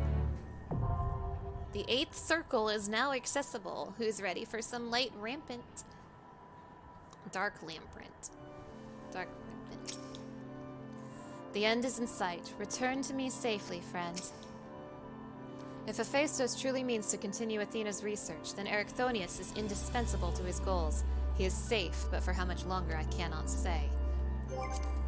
Hey, this is getting good. This is getting kind of juicy.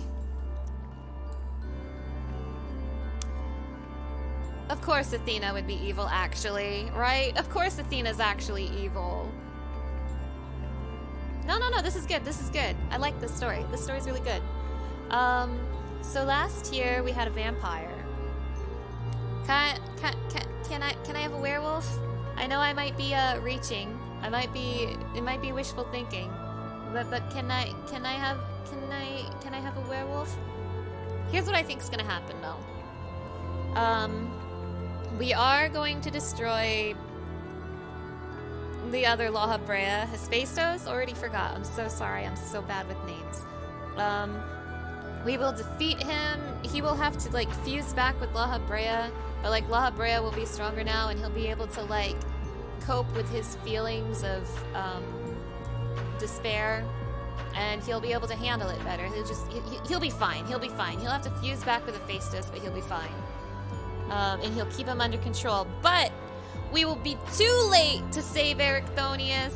Erichthonius will be experimented on, and the experiment will be a success, and Erichthonius will retreat further into Pandaemonium to continue his mother's research, and he is gonna be in the 3rd tier, and we're gonna hold off back here with Lahabrea and Themis, so we're gonna be like, oh no, a shame what happened to Erichthonius, huh? I guess we'll find out what happens to him in 8 months. Like, that's what's gonna happen. That's what's gonna happen. We're gonna trade Lahabrea and Erichthonius. Like, Erichthonius is gonna be doing mean stuff down in Pandaemonium, and Lahabrea is gonna be up here hanging out with us. I'm calling it. Also, lots of ladies this tier. I really appreciate it. Ladies' night.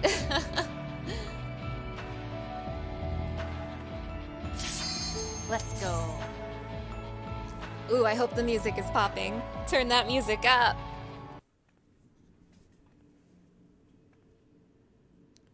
The 8th circle. And there's Erichthonius back there.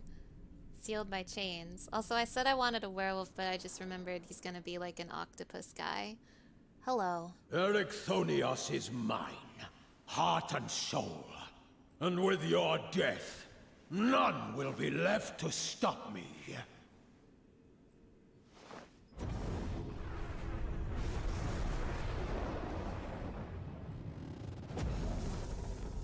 Ooh, my goodness.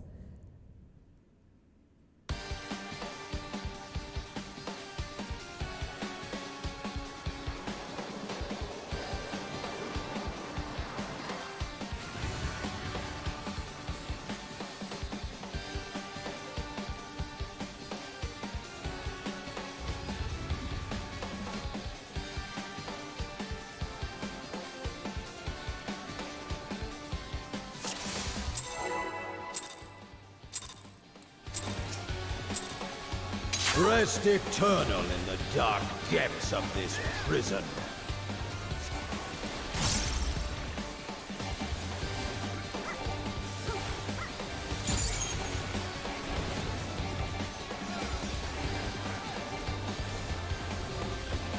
From fulgent flame my servants rise. Out of my sight! Leave naught but ash in your wake!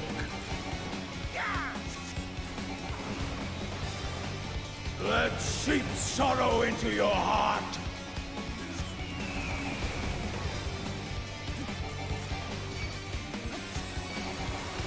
I tire of this farce!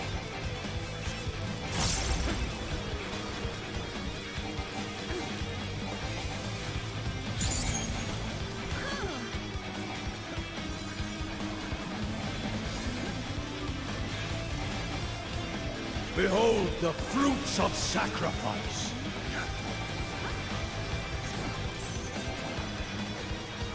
Huh? Ooh, ooh! What are you? You will know my rage! Ooh.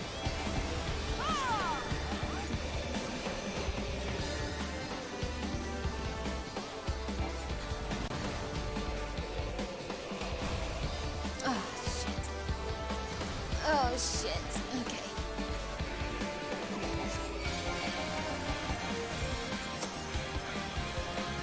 This is,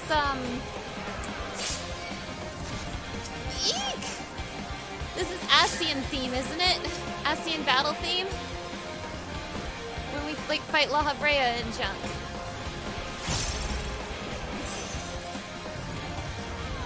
Perish in flame's embrace!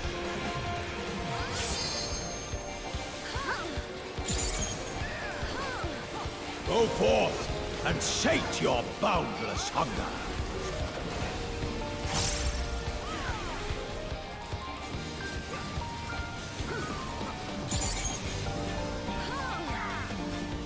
Ooh, Academia. Any dear.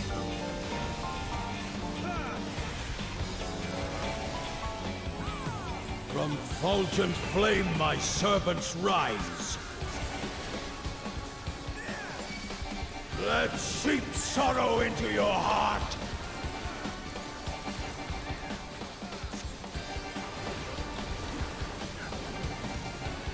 This music is less Pandaemonium and more Ascians.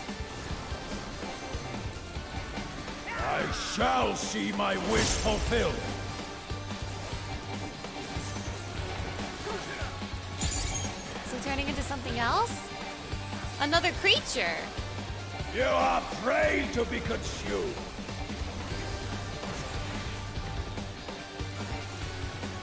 Oh, my goodness. Oh, my goodness.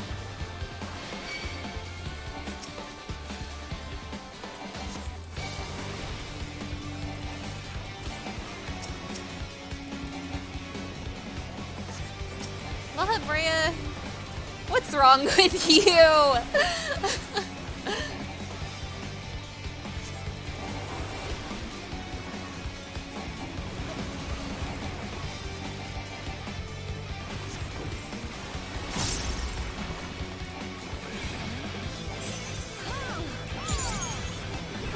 Sear flesh from bone.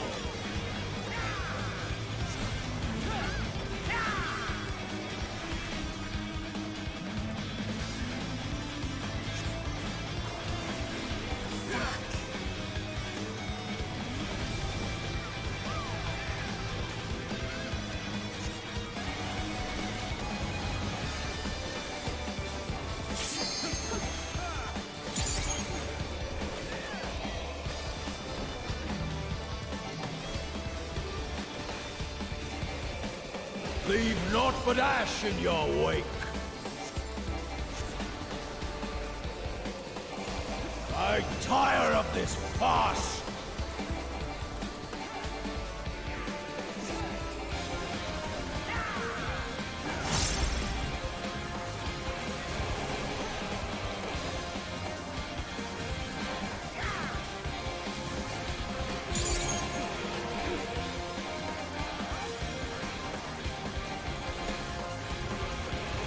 Behold the fruits of sacrifice.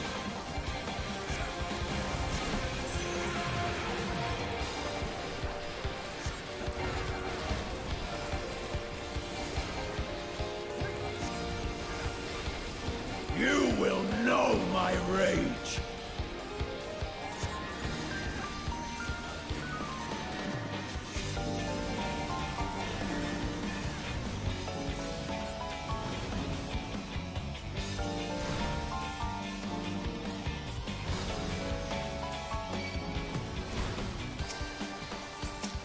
Hey, Sheercast doesn't work. Write that down. Who's praying before a god?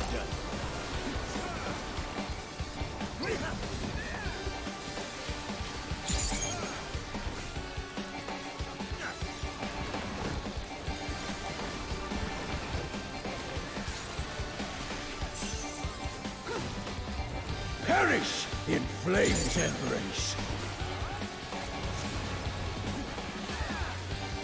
Hey, Go forth and sate your boundless hunger. this is kind of easy. Hey, why is this easy though?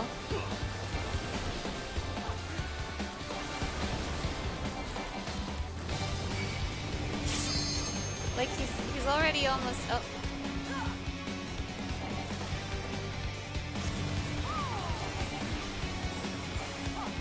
He's already almost dead. From fulgent flame my servants rise. A fitting death. I wasn't paying attention. Healer limit break. I was thinking about rezzing people and wasn't looking at his tell. That's my fault. I hate it when I do that.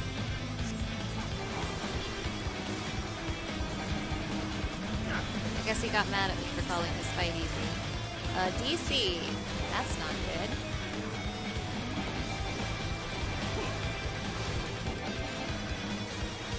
Well, I guess I'm okay with this fight being easy because I know I'm gonna be farming I it for the shall minion. see my wish So- fulfilled. Good luck to me.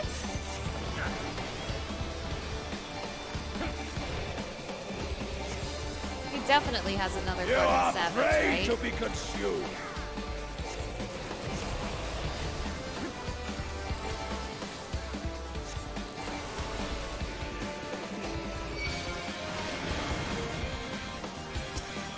Just kill him. Ignore the ads. Just get him. Please ignore the ads and just kill him. Ayo! See, he's dead.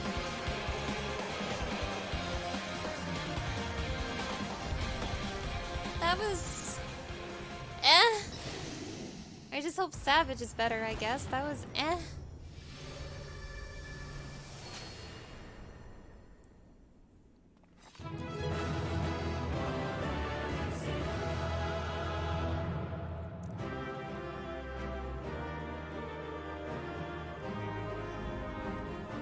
Alright, let's see how I do on this minion roll. I'm going to predict poorly. 9.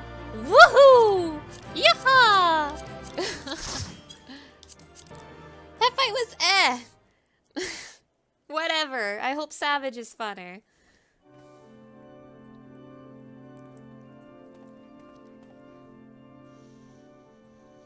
The chain of events that led to this moment began with my error. When out of mercy I confined you here. Now I break it and leave no trace of you behind.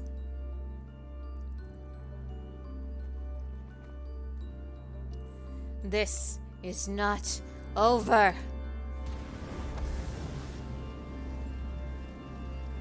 I see you will not go peacefully.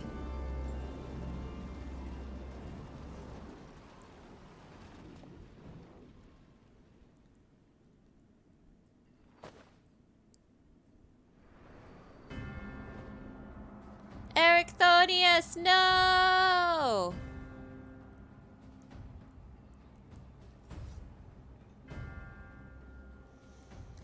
Even a cast-off would uphold his pride, though such an impulse must speak to the overwhelming arrogance of my other half. The name Hephaistos shall grow to eclipse yours. None shall remember the deeds of Lahabrea once I fulfill Anthena's ambition and bring Ericthonius's dream to life. You speak as if you care a whit for the boy. Why then do you cower behind him? There are some desires which must not be realized. Athena would see the world destroyed if it meant she could find hers in the ruins. As for Erichthonius,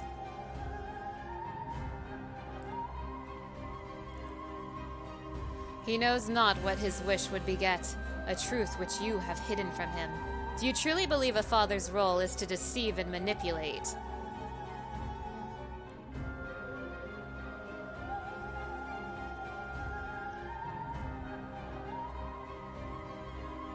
Erichthonius, open your eyes to the truth. My wish? You would claim the name Hephaistos and call yourself his father, yet you bind his mind and body in dark chains. Your words and your pride ring hollow. Athena wanted her son by her side, and he desires to return there. What wickedness is there in mending a broken family? Athena cared not for Erichthonius, beyond how he could serve her ends. You claim to be acting in his interest, but 'tis plain that you are no different. As I ushered Athena to her end, I vowed that my sole mission in life would be to guide this star true. In service to that vow, I silenced the whispers of my heart. I could not nurture a son whilst an entire world looked to me for guidance. For that choice, I bear the responsibility.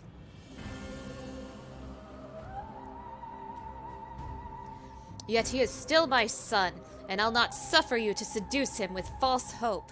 You, who are naught but the bitter dregs of Athena and I, the very worst of us. Mother, she... No. Then who... How do I... Erichthonius, come to your senses. Come back to us.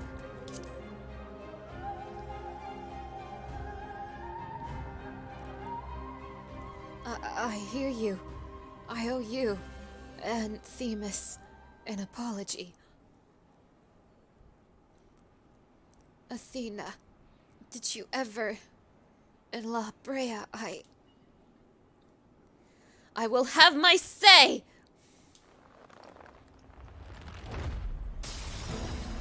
Yes! Let's go, Eric! How? His mind was mine. I can't explain. Mena's words reached me through the haze. It was the power of friendship, fake dad. They rang loud and clear. As did the words of another, in a voice much like yours, but resounding with truth. My real dad. Old Lahabrea. Oh, is he gonna determine? Yeah, let's go!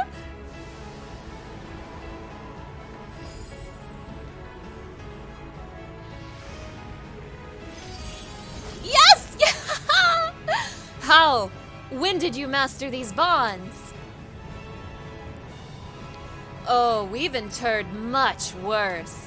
Oh, let's go, Erichthonius!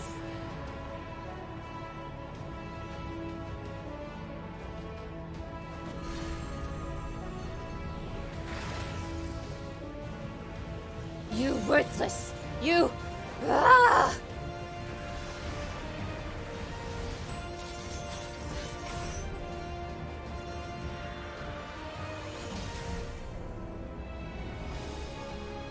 The Lahabrea crystal, but it's red.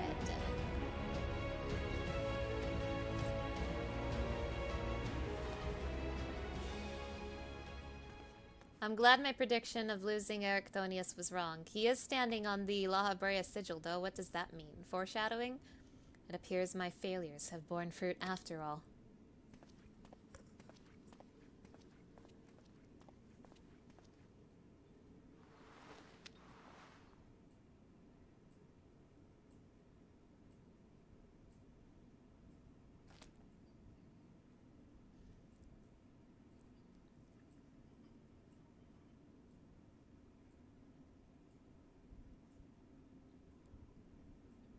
You did well, son.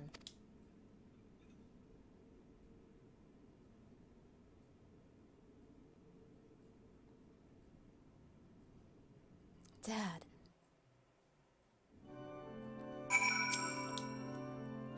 Where are we? Themis isn't here. With Hephaistos' essence contained in this crystal, we may Claudian is looking for another crystal. What if he finds Hephaistos' crystal? Claudian is looking for another crystal as we speak. What if he finds Hephaistos' crystal? I'm scared. With Hephaistos' essence contained in this crystal, we may safely return Erechthonius above. That he would bind Hephaistos with only half his senses intact. You quite understand his adeptness in the art of interment. It was hardly what I had in mind, but a feat deserving of praise nonetheless.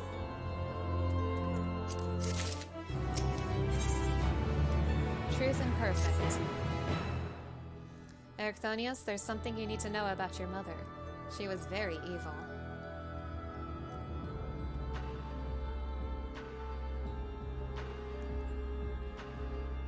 I feel no trace of Hephaistos' poison in your mind, and for a blessing, it appears your body is none the worse for wear.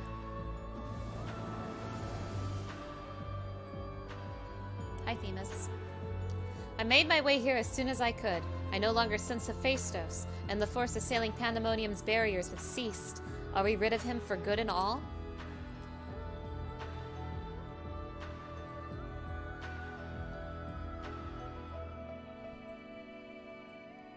I see.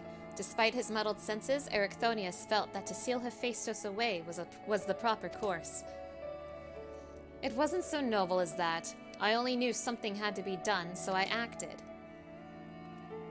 Lahabrea, was that how you dealt with Hephaistos in the past? Indeed, he was naught but the parts of my memory and soul that I had cut away, a mass of ether without a material vessel. Storing his essence within a crystal was the most logical choice. On that matter, I believe the time has come for you to share the rest of your tale, of Hephaistos' creation and Athena's end. I heard your words, but only vaguely, as if from under the surface of a deep pool. My mother wished to use me? I would hear the whole truth. I want to know what happened here, and what drove Athena to act as she did. I'm ready.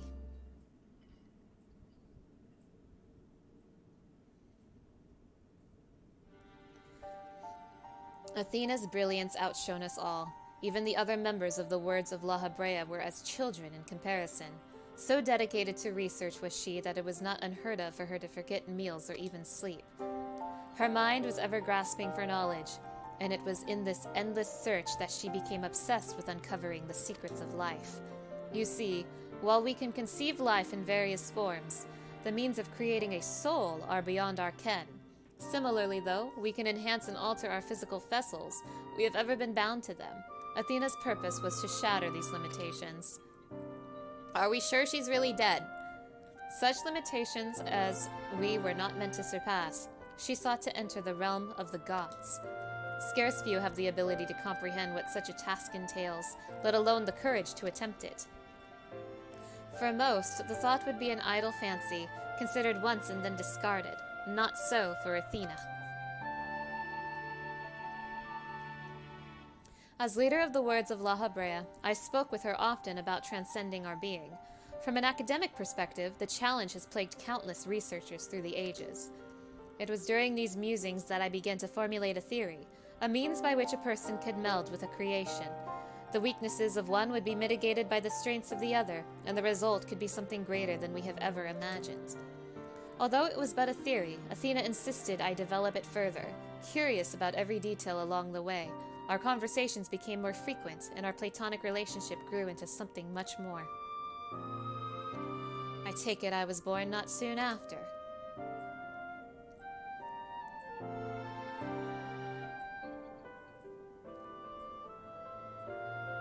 Just so. I believe she bore true affection for me and was blind to her hidden attentions. When Pandaemonium was built and she requested to lead the researchers, I saw no reason to deny her. Even setting aside our relationship, her accomplishments as a scholar made her the obvious choice. However, in giving her Pandaemonium, I also gave her free rein to conduct whatsoever experiments she could devise. And when you found out what she was doing, you killed her. I made haste to Pandaemonium the moment I learned of these hidden chambers.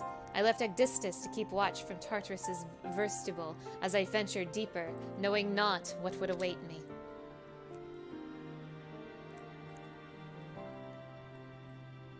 As for what occurred next, 'tis best to see with your own eyes.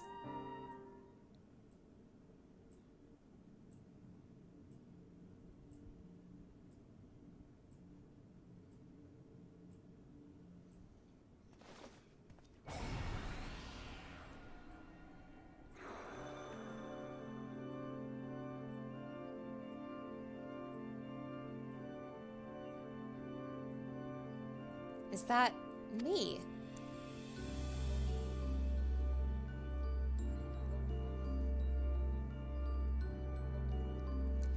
You are well aware that out of respect for our neighbors in Elpis, the researchers of Pandaemonium are not to be masked. Yet you stand before me with your face covered. What petty defiance is this? What indeed? So quick you are to rebuke me, though you yourself have not set foot in these halls since their inception. You must have known you could not conceal this from myself and Agdistis forever. As well you know that I cannot allow it to continue. I shall say this but once. Release Erechthonius, else I shall have no choice but to strike you down.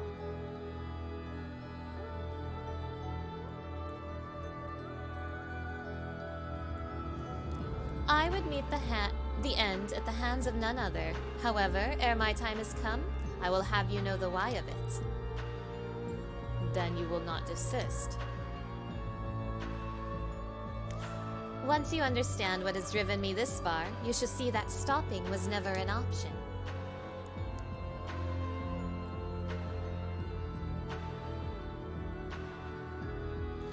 The feelings of one weigh little against the needs of the entire star. Of course, of that I am well aware. But you did not deign to descend from your lofty heights simply to lecture me as you would a child. You have an interest in my motivations. What possessed Athena, peerless researcher and mother to the son of the great Lahabrea, to embark upon the path to her downfall? History will demand an answer, but it is you who deserves one. Give me your hand, Lahabrea, and we shall know...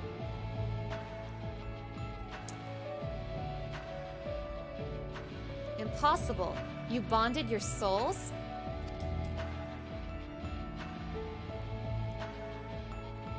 Aye, that the boundaries between us would cease to be. She offered me everything, to be understood. I found myself unable to refuse. At that moment, my mind was a storm of questions, yet one roared the loudest. Did Athena ever truly love me?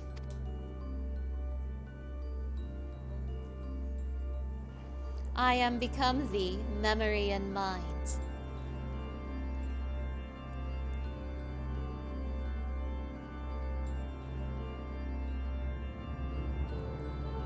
And I thee.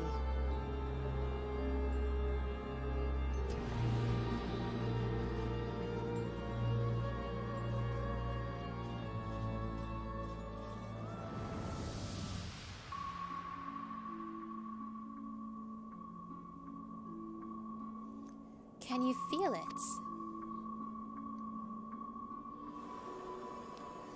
My heart, all that I am.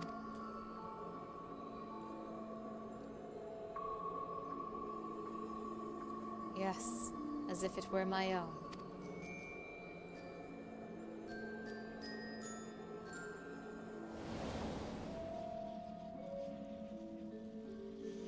A fathomless desire to dissect the mysteries of life, to transcend our mortal flesh, and to bleed into a higher plane of existence.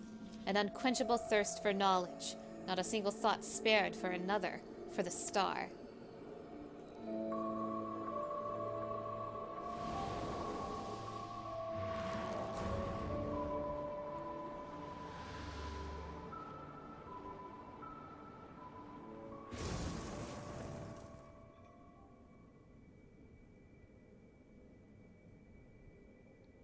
How disappointing.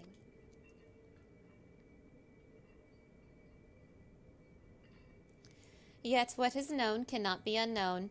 You have beheld my life's work. Try as you might to excise the memory, the seed of desire remains, and when it takes root, you too shall be consumed by the selfsame fervor.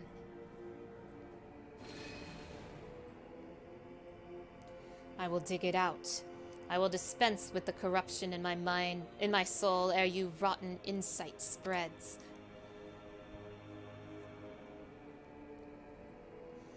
'Twas my weakness that let this wickedness fester, but never again. Today I cast aside fickle emotion and abide in duty alone. Today I renounce all that I was and live only as Lahabrea.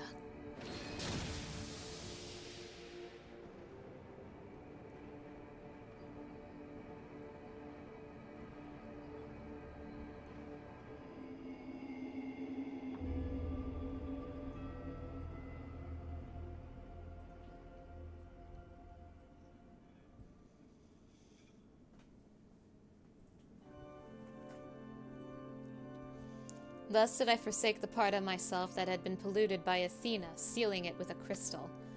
Never did I think I would one day face those memories made flesh. Forgive my bluntness, but your actions bordered on insanity.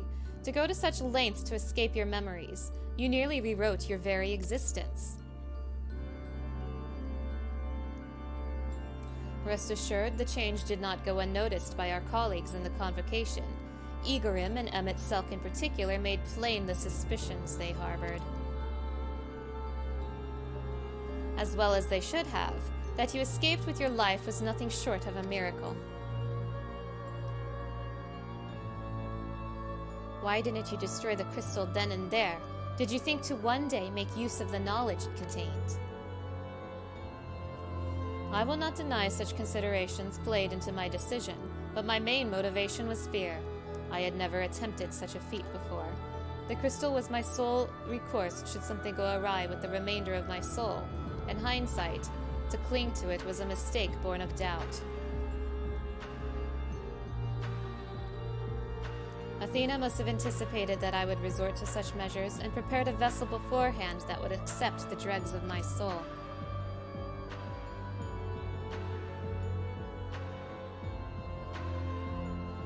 Hephaistos doubtless believed he was performing his duty as a husband and father should, yet in truth he was but a puppet being pulled to and fro by Athena's desires. His goal was not to raise himself high. He thought only of seeing his dear Athena live again, that she might finish what she began.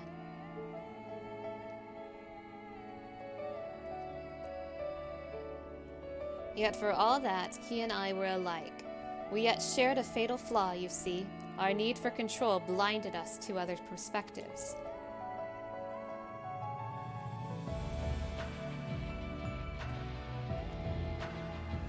While I was in thrall of Hephaistos, you called out to me, "What say you now? Does Lahabrea speak true?" I mean, probably.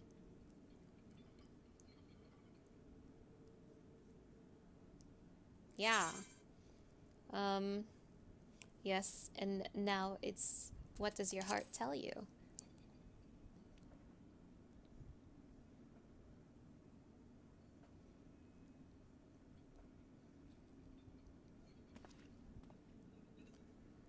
I just want to know one thing. Did you truly believe that hiding the truth was best for me, even knowing how I felt about my mother? The Lahabrea I know had a fatal flaw. After all, I'm still not convinced. I have said all that I can say. Now it is for you to choose to believe me or not.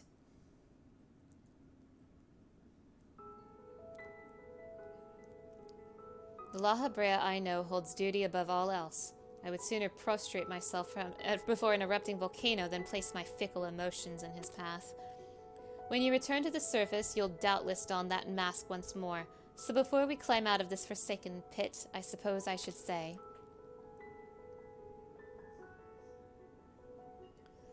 Thank you, Hephaistos.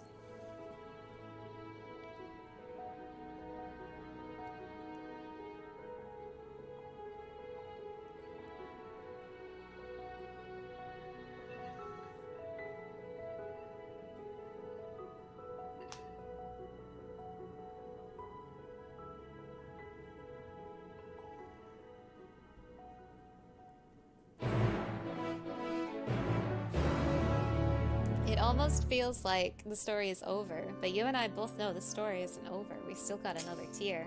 Athena's still alive, maybe. I have said all that needs to be said. From this moment forward, I pledge that my heart shall not lead me astray. Hephaistos was far more than an imitation of Lahabrea. He was quite literally a part of him. But Lahabrea, to me, is a man who thinks of naught but his duty. By casting aside the burden that Hephaistos represented, he shall become ever more himself in a way.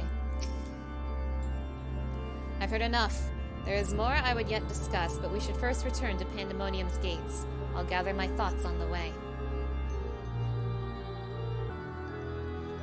We have regained complete control of the facility, but it shall take some time yet until things are in working order again. Athena viewed Erichthonius as the ideal test subject. Hephaistos' research must have been very nearly complete to seek him out like he did.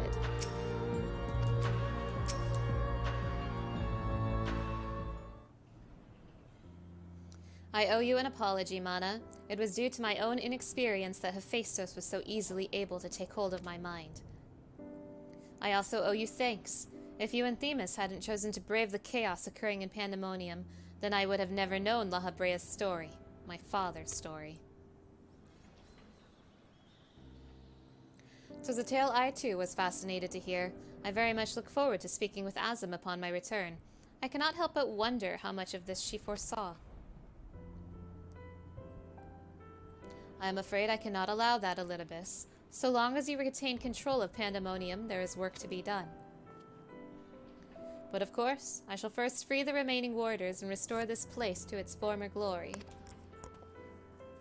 Using the facilities in Tartarus, we should be able to reverse the changes made to their bodies and minds.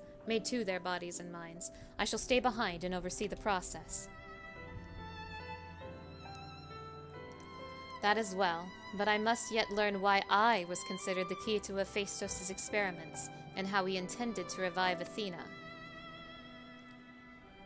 It's probably because you have Athena's blood in you, right? Such questions. I bet he was trying to use your body, because you have Athena's blood. I bet he was trying to use your body as, like, a vessel for her soul, right? Like he wanted her soul to possess you? Something like that. To, you know, quote-unquote, bring her back to life. Such questions are best left unanswered. In fact, I forbid the pursuit of that knowledge. The boundary between man and creation shall never again be crossed. And I intend to destroy the crystal containing Hephaistos' essence. This mistake never again repeats. I see no reason to gainsay your judgment. There is yet the matter of your crystal, however. Truth be told, I had not considered its origin until I saw the one containing Hephaistos' ether. I was struck by how wholly different they are. There is another?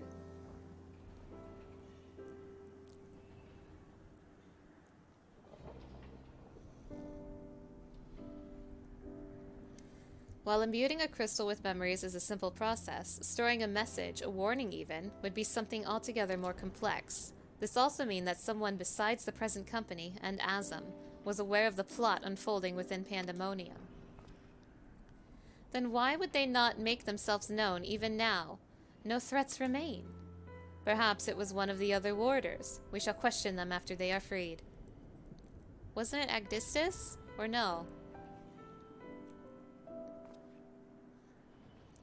That task may take some time, a resource I'd rather not steal more from you. Return at your leisure, and we will share our results then. You have done more than enough for the time being. I am one of the same mind. Leave the loose ends to us and continue upon your journey, or if you are so inclined, take a much-needed repose. This talk of journeys smacks of Azam.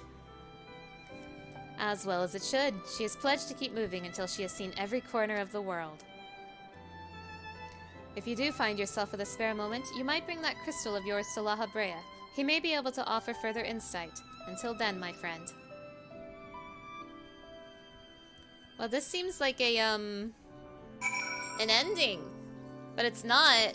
What did Claudian find? I'm scared. I look forward to your returning with the crystal, but worry not. I shall try to level my best to stave off loneliness while you were gone. Elidibus, stop! You're gonna make me cry!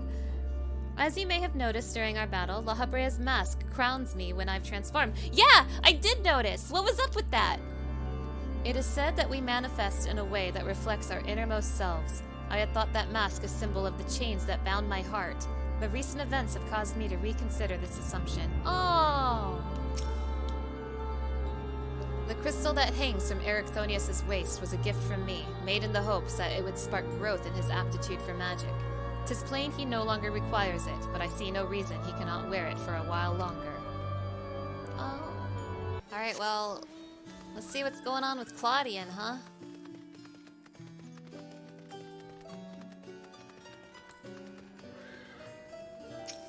Well, Claudian's not even here. This is fine.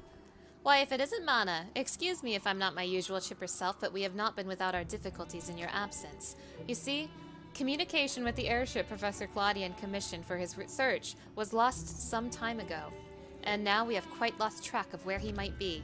Uh-oh! And to make matters worse, Namgigi has just sent word of an unusually large amount of energy coming from somewhere within the ethereal sea.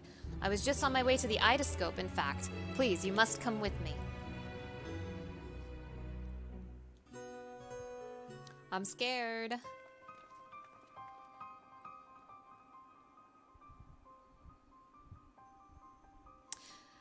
That's Pandaemonium! Ding dong, hello! What? What is that? Is it real?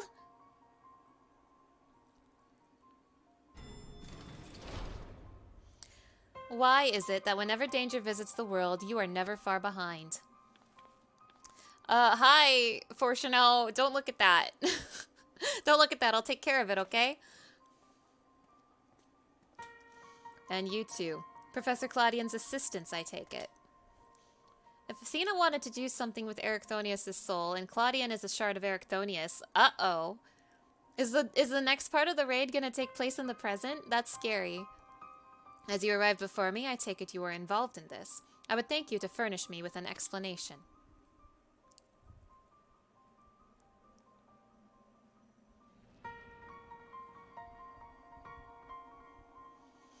So there's this place called Pandaemonium, and there's this soap opera show called the Lahabreas.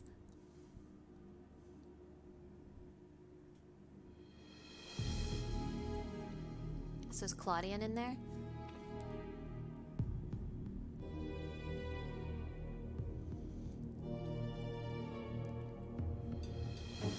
While the research summary you submitted to the forum gave us no cause for concern, these details are alarming. The professor's last message indicated he was on his way to Az's Law, but we know not whether he ever reached his destination. Because he's being held in Pandaemonium, in the present. A rash endeavor, even for Claudian, but he has ever allowed the thrill of discovery to cloud his better judgment. We have no recourse but to entreat Ishgard's aid in searching for him.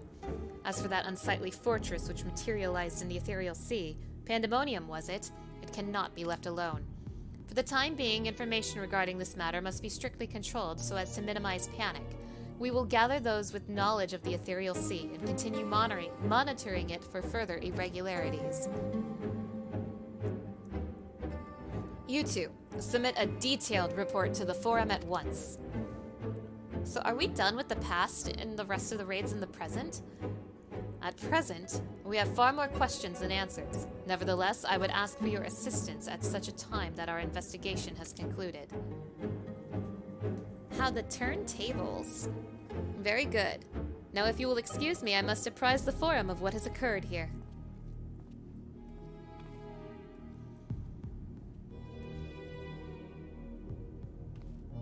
I mean, Erechthonius is obviously in there.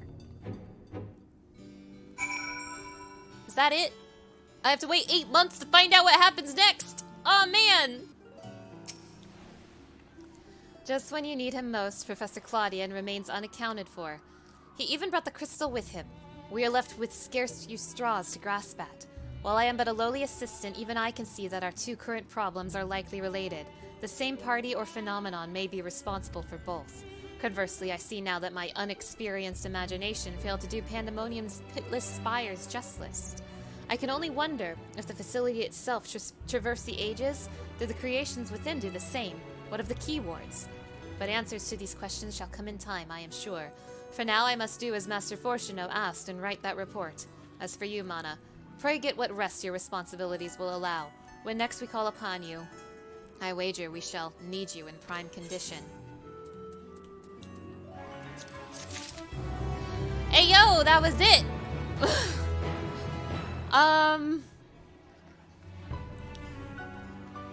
Well, I have no clue what's gonna happen next. I mean, obviously something with Claudian, because obviously he's a shard of Erechthonius, right? So,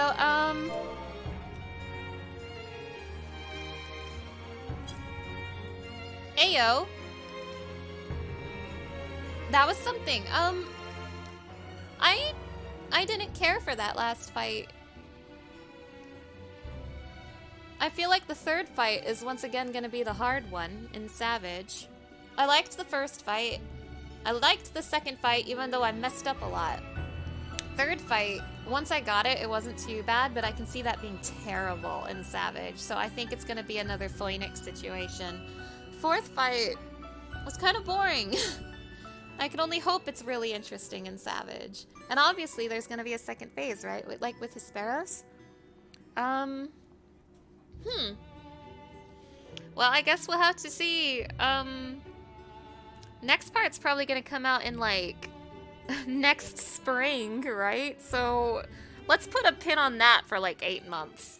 But hey, thank you so much for joining me for, Pandaemonium.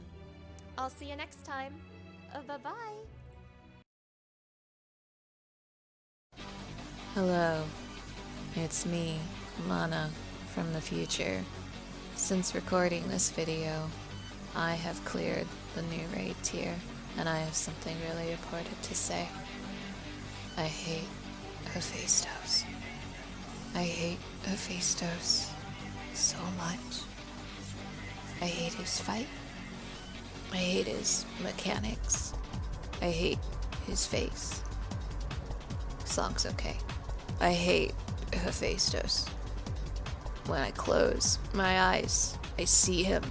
I see his horrible, horrifying face. I hate him so much. Every day, when I see Hephaistos, I pray that I get snakes first.